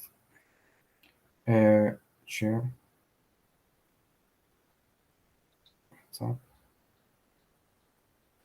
On s'entend que 1 milliard d'un point de vue bond, c'est assez petit. Je pense que l'objectif, c'est de voir comment ça se déroule. Et dépendamment du succès, ça va rapidement. Ah oui, Euh, oui. Ah oui, parce que ah oui, un ah milliard, oui. je veux dire, 1 milliard, c'est beaucoup, mais c'est quoi 1 milliard pour un pays? C'est assez. C'est sûr que tu peux construire quelques affaires, mais tu as besoin. J'imagine que Non, Naïb et non, autres. non. Pour le Salvador, c'est beaucoup. Pour le Mhm. Salvador, c'est beaucoup. C'est comme, je te le dis, là, c'est Mais énorme. l'échangeur turco a coûté quoi, 10 milliards? Donc, Oui, parfait. Je t'envoyais sur ton Twitter là, que je pouvais là, vraiment là, les liens. Tu peux aller voir les liens des vidéos que je te parle. OK? Euh, merci. écoute-les Je tout, vais les poster aussi. écoute-les tout au complet, puis tu vas comprendre vraiment des premières sources, qu'est-ce que c'est, tout ça. Là. Puis comme je te dis, là, vraiment, là, moi, je pense qu'il était fait pour les Salvadoriens, pour des choses comme ça. Vraiment, là, puis, regarde, le budget du Salvador, si je ne me trompe pas, le budget du Salvador pour toute l'année, là, c'est 7 milliards. Je vais regarder El Salvador GDP. OK? 25 Donc, milliards, 25 milliards, c'est quand même beaucoup.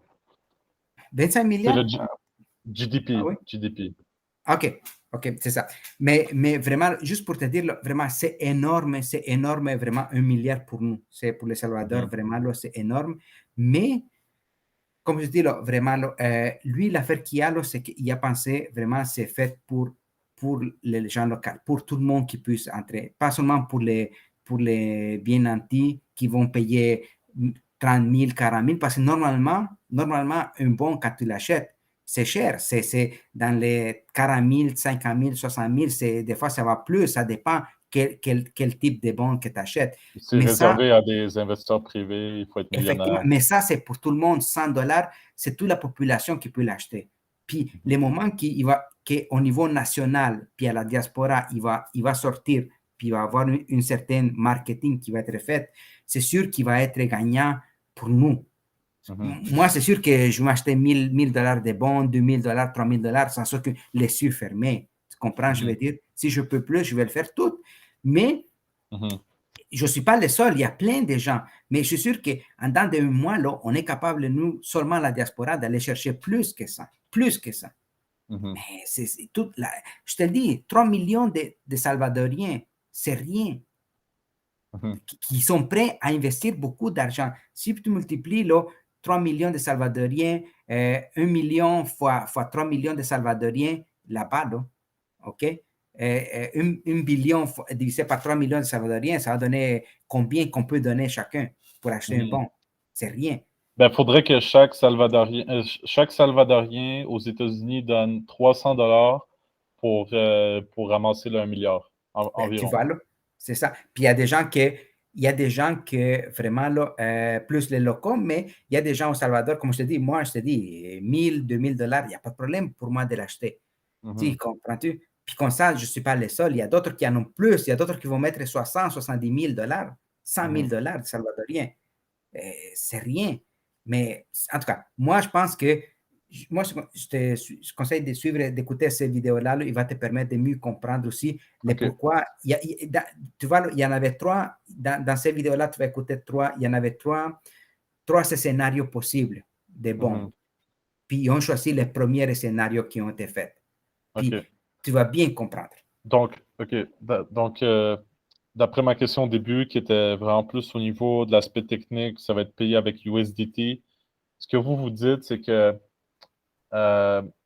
c'est plus ou moins important vu que c'est pas les Bitcoiners nécessairement qui sont la clientèle cible de ce bond-là, mais c'est plutôt la diaspora, les locaux qui vont pouvoir investir 100, 200, 300 dollars pour pouvoir s'impliquer dans le pays et avoir un peu la skin in the game. Donc, par rapport à cet aspect-là technique, pour vous, c'est pas trop inquiétant, c'est pas...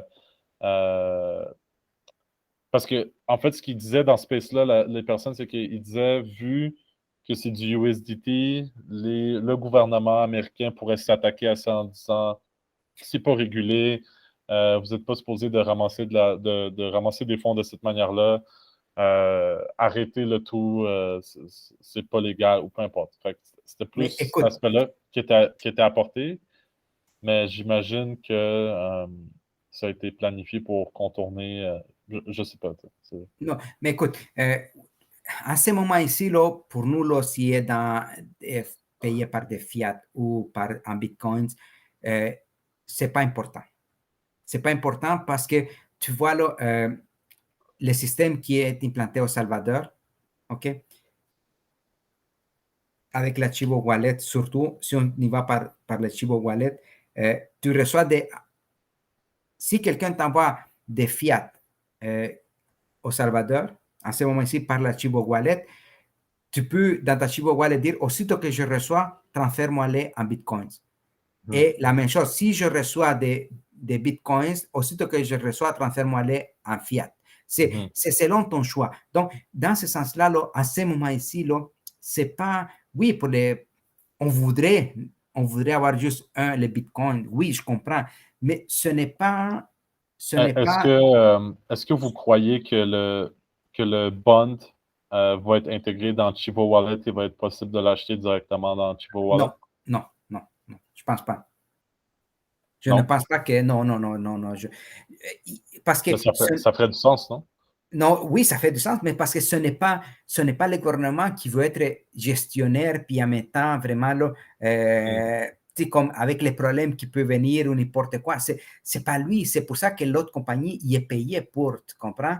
Je pense que, puis en même temps, je pense que l'autre compagnie, la compagnie, il connaît, il sait, ils savent, c'est pas de pique non plus, puis avec leurs erreurs, ils ont appris de leurs erreurs, ils ont appris de leur expérience, tu comprends? Le Salvador n'a pas cette expérience, n'a pas cette expertise non plus, là, vraiment. Là, puis, Mhm. c'est pas, tu comprends? Le Salvador, il ne peut pas non plus gérer, puis en même temps, c'est lui recevoir l'argent parce que la compagnie, il faut qu'il envoie l'argent des bons au Salvador, tu Mhm. comprends? Donc, il ne peut Ouais. pas être comme administrateur et en même temps QA, puis Je toute comprends. l'affaire.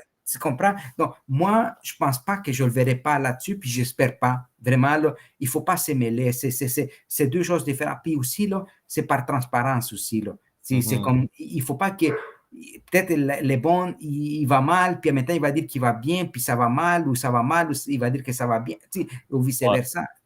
Il faut pas. Il faut pas. C'est pour ça que lui, je pense qu'il a bien fait de choisir la Mhm. compagnie, là, vraiment, là, puis ça s'arrête là, vraiment.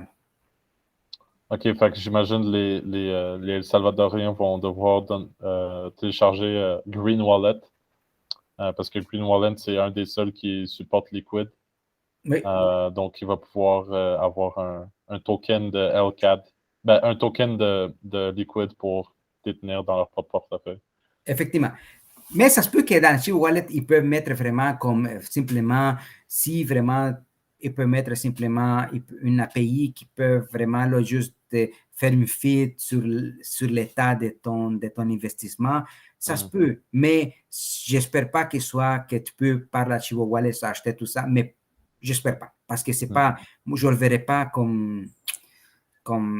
parce que je suis programmeur, je sais tout ça, puis en même temps, je vois par transparence, vraiment, là, je ne le verrai pas. Mhm. Et bon, en tant que programmeur, qu'est-ce que vous pensez du Chivo Wallet? Évidemment, je travaille dans une compagnie technologique aussi, pour Bitcoin. Je ne suis pas développeur moi-même, mais à travers le temps, j'ai vraiment compris les challenges des programmeurs. Ça semble facile un bouton, mais derrière le bouton, il y a beaucoup de fonctions, il y a beaucoup D'action. d'actions, de relations avec des bases de données, peu importe. Donc, je suis conscient de la complexité des choses et de la fragilité du code en général. Donc, je comprends que Chivo Wallet n'est pas parfait au début. Ça serait complètement irréaliste de demander que ça soit parfait dès le début. Mais vous, curieusement, je me demandais ce que vous en pensez parce que j'ai vu que beaucoup de personnes euh, avaient certaines critiques par rapport Effectivement. ouais, votre opinion. Effectivement. Effectivement. Écoute, moi, à ce moment-ci, ils n'ont pas dit officiellement. Ce qu'ils ont dit officiellement, c'est, là, je n'ai pas les vrais chiffres vraiment, là, je l'ai vu, chiffre, je pense que c'est entre 1,6 puis 2, non, c'est 2,3 millions de gens qui l'ont téléchargé. OK? Je pense que c'est plus. Je pense qu'on est rendu à 2,2. En 2 fait, points, 2,2, c'était il y a un mois. oui, c'est Donc, ça. on doit être rendu Mais à plus. à plus. Mais juste pour te dire, bon, en tant que. Puis, mais ils n'ont pas dit combien de gens ils fonctionnent, puis combien de gens ne fonctionnent pas. Mais moi, je dis qu'il devrait fonctionner entre 85%. Il devrait être fonctionnel à 85%. Mhm, Puis, une 15%, probablement 15-10% qui devrait avoir des problèmes techniques. OK? mhm, Mais les problèmes techniques, ils l'ont trouvé dès le début. OK? mhm. Puis, si je me fais en tant que programmeur, puis en tant que visionnaire là-dedans, là, vraiment, là, au début, la journée qu'il fallait être lancé, ils l'ont lancé, puis personne n'a fonctionné. Ouais. OK? Euh, mais ils se sont rendus compte qu'il n'a pas fonctionné parce que c'est par rapport au système d'exploitation de chaque téléphone. Hmm. OK? Puis après ça, qu'est-ce qu'ils ont fait? C'est qu'ils ont lancé l'application parce que les serveurs y a explosé, puis je te le dis, là, c'était fou. Mais, puis Je après pense que c'est ça, à cause des photos d'identité du KYC il y avait pas assez d'espace ou quelque chose du effectivement, genre. Ouais. puis il y a mais après ça, il y a eu des problèmes avec des téléphones. Puis qu'est-ce qu'ils ont fait? C'est qu'ils ont lancé après ça, ils faisaient des QA avant, ils ont lancé, par exemple, tous les iPhones. Après ça, c'est les téléphones iOS telle version, avec des LG tel autre. Puis ils sont allés par tranche de Mhm. téléphones. OK? Ouais. Donc, graduellement. Puis Mhm. entre ça, c'est sûr que, comme je dis, là, en voyant dès le début, puis aujourd'hui, qu'est-ce qui arrive, c'est pour ça que j'essaie de trouver vraiment une idée vraiment là-dessus, parce que je ne le connais pas, je ne suis pas à la première ligne. Qu'est-ce que c'est vraiment, là, c'est que je trouve que ils sont les problèmes techniques qu'ils ont, en partie, c'est dû au téléphone des personnes, à l'usager, vraiment en partie. Vraiment, parce que dans plusieurs cas que j'ai vus, c'est que la personne, il disait, là, ah oui, j'ai changé de téléphone, puis il était correct maintenant. Ou Mhm. j'ai donné mon numéro d'ID à quelqu'un d'autre, je rentrais avec le téléphone de l'autre, puis je peux faire mes choses. Tu sais, c'est pas l'ID, c'est pas, mais si c'est le téléphone, mais si ton voisin à côté, il fonctionne, puis toi, tu ne fonctionnes pas, donc, comme en programmation, on dit vraiment, ben, c'est de la machine parce qu'on utilise les mêmes codes pour tous, les mêmes codes sources Mhm. pour tout le monde. Donc, ça doit être vraiment le hardware là-dessus, là, vraiment. Donc, Mhm. c'est pour ça que je dis, là, oui, il y a des problèmes, mais beaucoup de problèmes, si 80% du monde, il fonctionne bien, puis le reste, il ne fonctionne pas. Parce qu'il y a du monde qui ils reçoivent des paiements, ils font des paiements Mhm. locaux, puis ça Mhm. fonctionne super bien. Puis il y a du Mhm. monde qui sont aux États-Unis, ils envoient de l'argent, ils se connectent, puis ils font tout comme il faut. Ça fonctionne bien. Mhm. Comment est-ce qu'il ne fonctionne pas à côté si vraiment on a les mêmes codes? C'est pas vraiment, il n'y a pas conditionnel. Donc, c'est sûr que c'est un peu amélioré vraiment les versionning. C'est pour ça que je dis vraiment des systèmes d'exploitation. Donc, mais oui, il y a certains problèmes, puis il ne faut pas nier ça, là, il faut aller vraiment en avant. Mhm. Mais Je pense c'est aussi que c'est le Lightning Network qui tend à ne pas fonctionner, mais ça, c'est relativement encore normal. Le Lightning Network n'est pas parfait. Donc, ça ne m'étonne pas que sur Chivo, il soit moins fonctionnel également. Le Lightning ne fonctionne pas sur d'autres wallets aussi, des fois. Donc, ça oui, doit être ça aussi. parce qu'il y avait certaines personnes aussi qui, au début, avant le Chivo Wallet, il y avait Strike qui était vraiment populaire. Mhm. Et puis Strike qui fonctionne simplement aux États-Unis et au Salvador. C'est Mhm. les seuls deux pays qui fonctionnent Strike. Mhm. Tu connais Strike, non? Oui, oui, oui. OK. J'ai Puis, vu Jack Mallers quand je suis allé au Texas il y a un mois.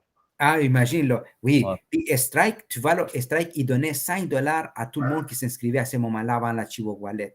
OK. Puis il y Mhm. en a eu beaucoup. Mais il y a beaucoup de gens non plus qui ont eu les mêmes problèmes que la Chivo Wallet. Tu Mhm. comprends? Ouais. C'est pour te dire, mais c'est sûr qu'en proportion, si les strikes, peut-être ils ont downloadé, je ne sais pas, 500 000 personnes. Donc, les proportions de 500 000 qui a eu des problèmes, c'est peut-être 1000 ou 2000. Tu comprends? Mhm. C'est-à-dire que si tu parles de la Chivo Wallet, que c'est 2 millions, la proportion des gens qui vont avoir des problèmes, c'est un petit peu plus grand. Ouais. Fait Mais qu'on les va en gens, entendre parler plus. on n'a pas à en parler plus, mais moi, je dirais là, vraiment, là, si moi à côté il fonctionne, puis toi, ça ne fonctionne pas, parce qu'il y a quelque chose avec ton système aussi. Là. Mhm. Donc, c'est pour ça que je te le dis, là, oui, il y a des problèmes, il faut l'arranger, il faut voir, et je pense qu'il travaille très dur, mais en tant que programmeur, c'est sûr qu'il faut vraiment, c'est pas facile changer une if, puis vraiment, puis tout va arranger comme il faut. Non, non, non, ça ne marche pas Ouais. comme ça. Là. Non, non, je comprends. Bon, je ne veux pas prendre 1 million de votre temps. Peut-être on pourrait finir parler de Bitcoin City. On n'en a pas. Vous m'avez dit que vous connaissez bien l'endroit où c'est planifié. Oui, C'est un territoire peu peuplé, donc il y a de la place, il n'y aurait pas d'expropriation qui serait faite trop. Euh, est-ce que vous pouvez donner beaucoup de contexte? Est-ce que vous venez de là? C'est quoi vos impressions? Est-ce que c'est un bon endroit qui a été sélectionné? Ah oui, c'est un très bon endroit, vraiment, là, j'avoue. Moi, je suis né vraiment comme à 30 minutes, 30, 40 minutes de là, là. OK? Mhm, C'est une belle place, belle vue, vraiment, là, il y a beaucoup de potentiel. C'est sûr que exproprier, c'est un grand mot, mais c'est sûr qu'il va y avoir beaucoup de, pour faire la place à comment est-ce que lui, il faut qu'il le fasse, parce que vraiment, Bitcoin City, euh, au début, il en parlait tellement qu'il disait, ah, puis même moi, j'avais cru penser ça, puis j'avais parlé même dans une space que j'avais dit que les bons, il va être utilisé pour faire ça, puis c'est même pas vrai, c'est même pas ça, là, vraiment, à la mhm, fin. Euh, mais, mais Bitcoin City, il va être créé, buildé par les gens, par les gens qui vont s'installer, par les gens qui veulent investir là-dessus. Donc, mais avec un cadre vraiment très, avec un cadre établi par le gouvernement déjà, là. Vraiment parce que tu vas les rendre, tu vois comment est-ce ils ont déjà une idée de qu'est-ce que ça devrait être. mhm, Comprends-tu? Donc, ils ont présenté déjà l'idée. Maintenant, c'est vraiment, ils sont dans le moment, ils sont en train de vraiment de tout faire, l'architecture vers tout ça, comment est-ce qu'il va être, parce qu'il va y avoir tous les services possibles là-dedans et imaginables. Puis ça va être ouvert à tout le monde. Donc, tout le monde peut investir là, ce sens-là, là, vraiment. Donc, oui, c'est une belle place. Comme je te dis, là, vraiment, ils prévoient tout, train, que là, en train, ce moment, c'est la jungle? C'est quoi que c'est la oui, jungle? c'est vraiment des terrains, puis il y a un petit peu de quelques hôtels ici et là, mais oui, c'est la jungle, je peux te dire, oui, oui, en réalité, là, oui, oui, oui. Mais tout de suite, c'est fou parce qu'il est en train de se vendre tous les terrains vides, ils sont en train de se vendre à ce moment ici, vraiment. Mhm, Là. Mais c'est sûr qu'à un moment donné, oui, le gouvernement, quand il va établir les paramètres, puis tous les périmètres, les paramètres, tout ça, là, mhm. il va dire tout ce monde-là, là, vraiment, là, soit que vous vendez, soit que, mais c'est sûr qu'il va être fait selon les règles, selon l'architecture qui était prévue, là, ça, là, vraiment. Mhm. Là. Quand vous dites architecture, là, parce que quand ça a été présenté, c'est vraiment comme une espèce de ville circulaire. Mais moi, j'ai beaucoup de réticence par rapport à ce qui est de la planification urbaine centralisée. On a beaucoup de éthique, il y a beaucoup des villes qui ne se développent pas organiquement. Ça finit par créer des trucs qui font aucun sens, donc des routes trop larges ou des lieux un peu difficiles à habiter parce que tu dois marcher des kilomètres pour te. Fait que comment est-ce que vous savez les détails? Est-ce que ça va être vraiment, OK, on délimite un périmètre, c'est là qu'il y a les avantages économiques parce qu'on sait que, bon, 0% de income tax, 0% sur les gains en capitaux, 0% sur tout pratiquement. Mais j'espère que c'est pas le gouvernement qui va planifier chaque petit détail parce qu'une ville, pour que ça soit vivant, pour que ça soit intéressant, tu as besoin un peu de la créativité de n'importe qui arrive, qui construit des trucs. Donc, C'est sûr que si moi je veux construire une maison dans le périmètre vraiment là, je vais construire une maison de 200, 300 000 dollars là. Mais à mhm, côté de moi là, il y a une riche qui a des millions puis veut construire une maison de 4 millions là, vraiment là. Puis ouais, je pense que oui, il y aura toujours ça, la possibilité, parce qu'il faut qu'il y ait ça là. Sinon mhm, là, si tu vas créer juste des maisons de carton de 200 000 dollars là, ça va aller comme ça, ça vaut rien, là, tu comprends? mhm, Puis ouais, tu peux pas non plus créer des maisons de 4 millions non plus. Tu peux pas mhm, faire ça, là. Puis c'est pas ça l'objectif non plus, parce qu'ils veulent que les gens du Salvador soient capables de pouvoir être capables d'acheter quelque chose là-dedans aussi, là. Donc, mhm. vu de ce point-là, là, euh, Je veux comment dire, est-ce que j'espère pas qu'ils vont construire les blocs soviétiques, là, non, non, puis non, non, non, non, non, non, non, non, c'est les investisseurs. Donc, toi, moi, qu'est-ce que je prévois là, c'est que il faut un petit peu connaître Bukele, vraiment, comment est-ce qu'il pense, OK? Euh, Bukele, il a déjà été le maire de Cuscatlán, puis le maire de San Salvador, OK? Puis lui a construit les marchés, il a construit, lui, c'est vraiment très écologique. Lui, Mhm. il pense écologique, mais il pense qu'il soit vraiment friendly, qu'il soit vraiment familial, qu'il soit vraiment ouverte, et puis tout le monde peut venir, tout le monde peut investir, tout le monde peut vivre bien. On peut tous vivre, peu importe qui on soit, qui on est, d'où on vient, qu'est-ce qu'on pense, tout ça. Là. Mais si on pense, si on arrive à connaître lui quand il était, tu peux faire une recherche sur lui quand il était, qu'est-ce qu'il a fait, comment, c'est quoi qui était fait, tu pourrais comprendre plus ou moins comment est-ce que ça, on pourrait imaginer la ville. Parce qu'ils n'ont pas donné les tracés, ils n'ont pas donné des idées, rien. Mais moi, qu'est-ce que je pense que ça devrait être en pensant tout ça, c'est vraiment, c'est que chacun, il peut rentrer, par exemple, ils vont dire les périmètres, les choses, par exemple, les services vont être ici, tel service là-bas, eux vont mettre les services selon les besoins à ce moment-là. Là. Mais par Mhm. exemple, si tu dis dans cette terrain ici, je voudrais un permis de construire une maison de 4 millions. Ils vont te le donner, le permis. Ils vont te donner tout ça. Donc, ils vont aller selon l'investisseur à ce moment-là, selon les permis demandés pour. Mhm. Ils vont aller à fur et à mesure. C'est pas le gouvernement qui va aller, OK, ici, je vais construire un bloc de 500 édifices, de 500 appartements. Non, non, non. Moi, je pense que c'est pour ça que lui dit, là, Yeah. c'est les Parce qu'il y a investisseurs. il y a beaucoup de Bitcoiners qui s'inquiétaient pour ça. Là. Ils ne voulaient pas que ça soit Moi, trop. non, non, non, non, non, non. Moi, parce que c'est pas une prison qu'il veut créer. Tu comprends? Ce n'est pas.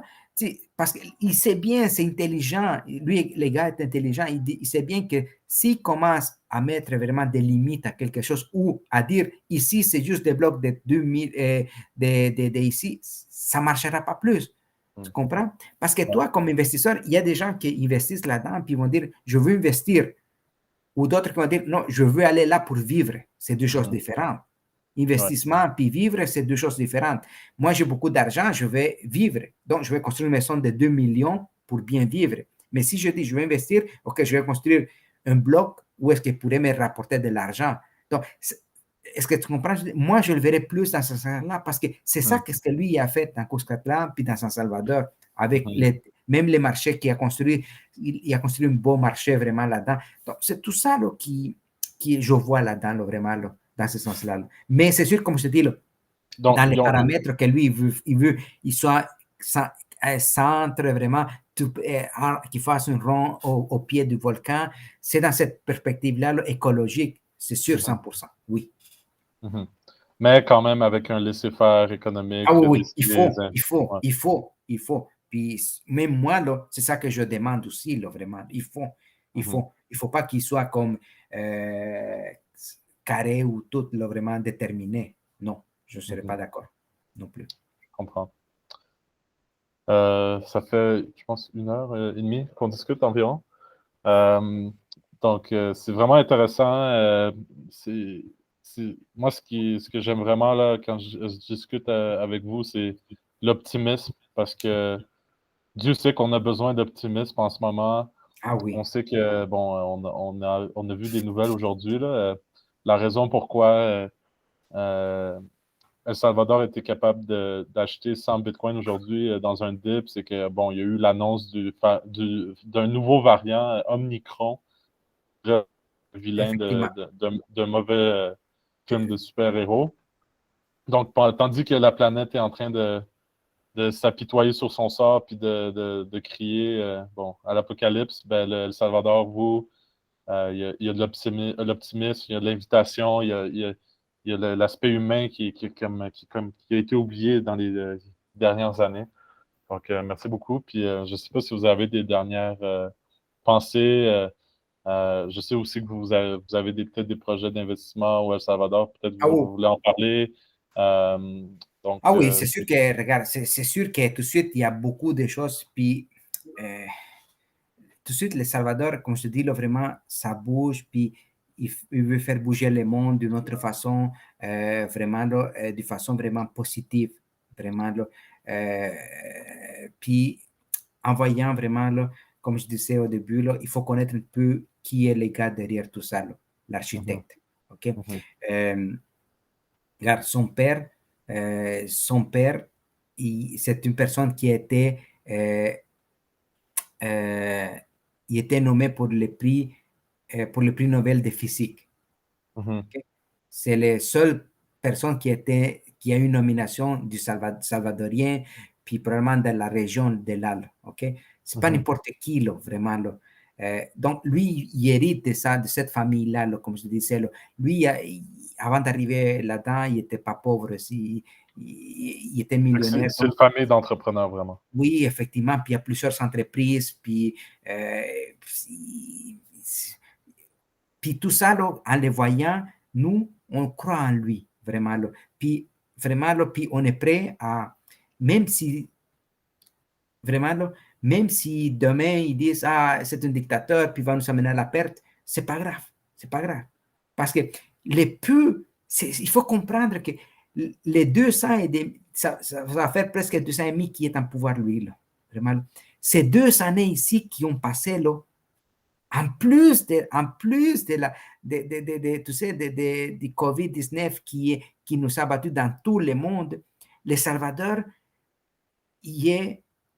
n'a jamais été euh, aussi avancé que depuis les 200 ans de la colonisation. T'imagines-tu? C'est comme en 200 et demi, le Salvador il est devenu à 100 000 années-lumière de ce qui était avant. Mhm. En 2 ans et demi, puis avec une pandémie. Mhm. Est-ce que quand on fait un parallèle de ça, c'est ça qu'on se dit là, vraiment, wow, peu importe ce qui arrivera, là, vraiment, là, on est Mhm. au moins sorti de quelque chose du néant. Mhm. C'est pour ça que, oui, moi, tout de suite, moi aussi, j'ai beaucoup de projets d'investissement qui, je m'en vais, comme je dis, là, dans 2 semaines, je devrais être là-bas. Mhm. Puis vraiment, là, des projets de data center que j'ai aussi un objectif. Là, je veux créer une compagnie vraiment de programmation, application. J'ai beaucoup d'idées là-dessus que je veux donner des services au gouvernement. Vraiment, là, j'ai des contacts ici et là que je voudrais vraiment faire bouger. Mhm. Euh, j'ai des investissements par rapport dans un hôtel que je veux faire de 25 millions aussi là-bas. En tout cas, j'ai pas mal d'idées tout de suite, puis des projets sur la table que Mhm. je m'avais vraiment travaillé là-bas. Pourquoi? Parce que je crois à ça. Je pense qu'il faut vraiment, comme je te dis, là, vraiment, là, si les gens de l'extérieur ils veulent rentrer, bienvenue. Puis vraiment, là, puis ton investissement, il va être assuré là-dedans. Puis je pense que Mhm. c'est ça qui veut te dire le gouvernement. Vraiment, là. Tu regardes, je mets une loi pour que ton asset il soit légal chez moi. Là. Mhm. Il n'y a pas aucun autre pays qui t'a donné cette assurance à toi, premièrement. Mhm. Deuxièmement, vraiment, là, regarde, j'achète 500, je commence tout de suite, on est rendu, je pense qu'on est rendu à 700, à 850 bitcoins que nous avons, les Mhm. pays.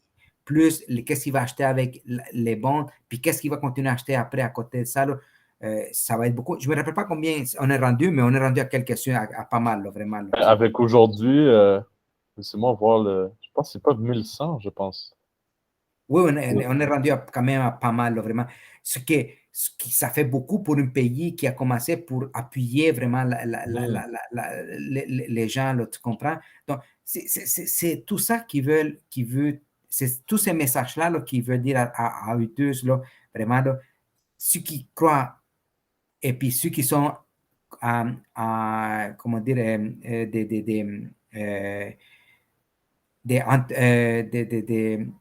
des vrais, qui croient au Bitcoin. Parce que moi, je pense que dans les Bitcoiners, tu comprends, Mhm. il, il y a des gens qui sont mêlés là-dedans. Il y a des gens qui sont vraiment des entrepreneurs Bitcoiners. Il y a des Mhm. gens qui sont vraiment des profiteurs. Il y a des gens qui sont vraiment il y a toutes sortes de gens qui sont vraiment seulement des programmeurs là-dedans ou qui Mhm. tiennent la business, ils savent qu'avec difficulté, ils ont pu monter vraiment une miner leur machine avec beaucoup de difficultés. Puis c'est sûr qu'ils ne veulent pas que quelqu'un pense qu'on va les prendre sa machine. C'est sûr que lui, il va être plus réticent. Donc, chacun, il vient avec son bagage. Mais si tu es vraiment un vrai businessman dans le Bitcoin, puis tu crois au Bitcoin, puis tu vois que quelqu'un, il est en train d'investir plus que toi dans cette business-là, là, puis il te fait toutes les lois possibles pour que toi, tu te sens bien chez moi. Mais c'est sûr que si tu ne crois pas à tout ça, c'est parce que tu es vraiment là, soit que tu ne connais pas, ou soit que tu n'es pas dans la bonne voie, ou tu n'es pas dans la bonne business. Là. Désolé. Là. Il faut dire les choses comme ils sont aussi. Tu comprends ce que je veux dire? La table est mise pour que tu te sens bien. Donc, si tu ne le fais pas, là, c'est parce que vraiment, désolé, là, je ne peux pas te exiger plus que ça. Là. Donc, mais nous, comme Salvadoriens, comme diaspora et comme personne nationale aussi là-bas, là, on est content. On est super content. Puis, no matter what, peu importe quoi, qu'est-ce qui va arriver, là, nous, on est avec lui, on est avec les pays. Il nous fait naître notre nationalité, notre nationaliste. Puis en même temps, puis regarde qu'est-ce que dans la vidéo, tu vas voir, là, si tu achètes des bons pour 100 000 $ de plus, il te donne la citoyenneté. Ouais. Si, ce que tu comprends, quel autre pays il va te donner cette garantie-là, cette gratuité-là, plein de choses, là, tu vois. Puis non, c'est fou, qu'est-ce qu'on offre, puis qu'est-ce qu'on a. Puis je pense qu'on a offert plus que qu'est-ce qu'ils peuvent rapporter les autres. Parce que c'est sûr que c'est sur la quantité qu'on va gagner tous ensemble. Et tu comprends? S'il y en a un bitcoiner qui est venu, hey, je vais aller au Salvador miner pour 100 000, ça ne vaut rien. Mais s'il y en a 20 qui vont dire pour 100 000, ça fait beaucoup d'argent. Là. Mais c'est ça. C'est un peu ça. C'est fascinant. Moi, j'étais supposé aller à la conférence BitConf. Malheureusement, les plans ont été annulés un peu dernière minute, mais surtout avec votre enthousiasme, j'ai le goût de visiter bientôt. Moi, je suis exilé au Mexique en ce moment. Donc, c'est pas loin. Donc, je risque de visiter. En fait, je suis pas mal certain qu'en 2022, sûrement dans la première moitié, je vais faire un tour certainement. Puis, bon, j'espère pour les El Salvadoriens, j'espère que tout va bien continuer puis que ça va aider le Bitcoin. Ben, c'est sûr, moi aussi, mais considère, tu es le bienvenu, puis avant que tu viennes là-bas, tu me fais signe, si je suis là-bas, je vais aller avec toi, sinon, puis on va pouvoir s'asseoir ensemble, puis voir là-bas qu'est-ce qui est sur place, visiter, faire connaître les pays, le monde, puis vraiment, là, c'est de contact à contact, on arrive à faire beaucoup plus, et vraiment, se supporter les uns aux autres, moi, je pense que je crois beaucoup à ça, vraiment, là, puis quand on veut, on peut. Puis je pense que c'est ça que les Salvadoriens y ont en eux. Puis l'accueil, l'amour des gens, puis sortir tous ensemble. Super.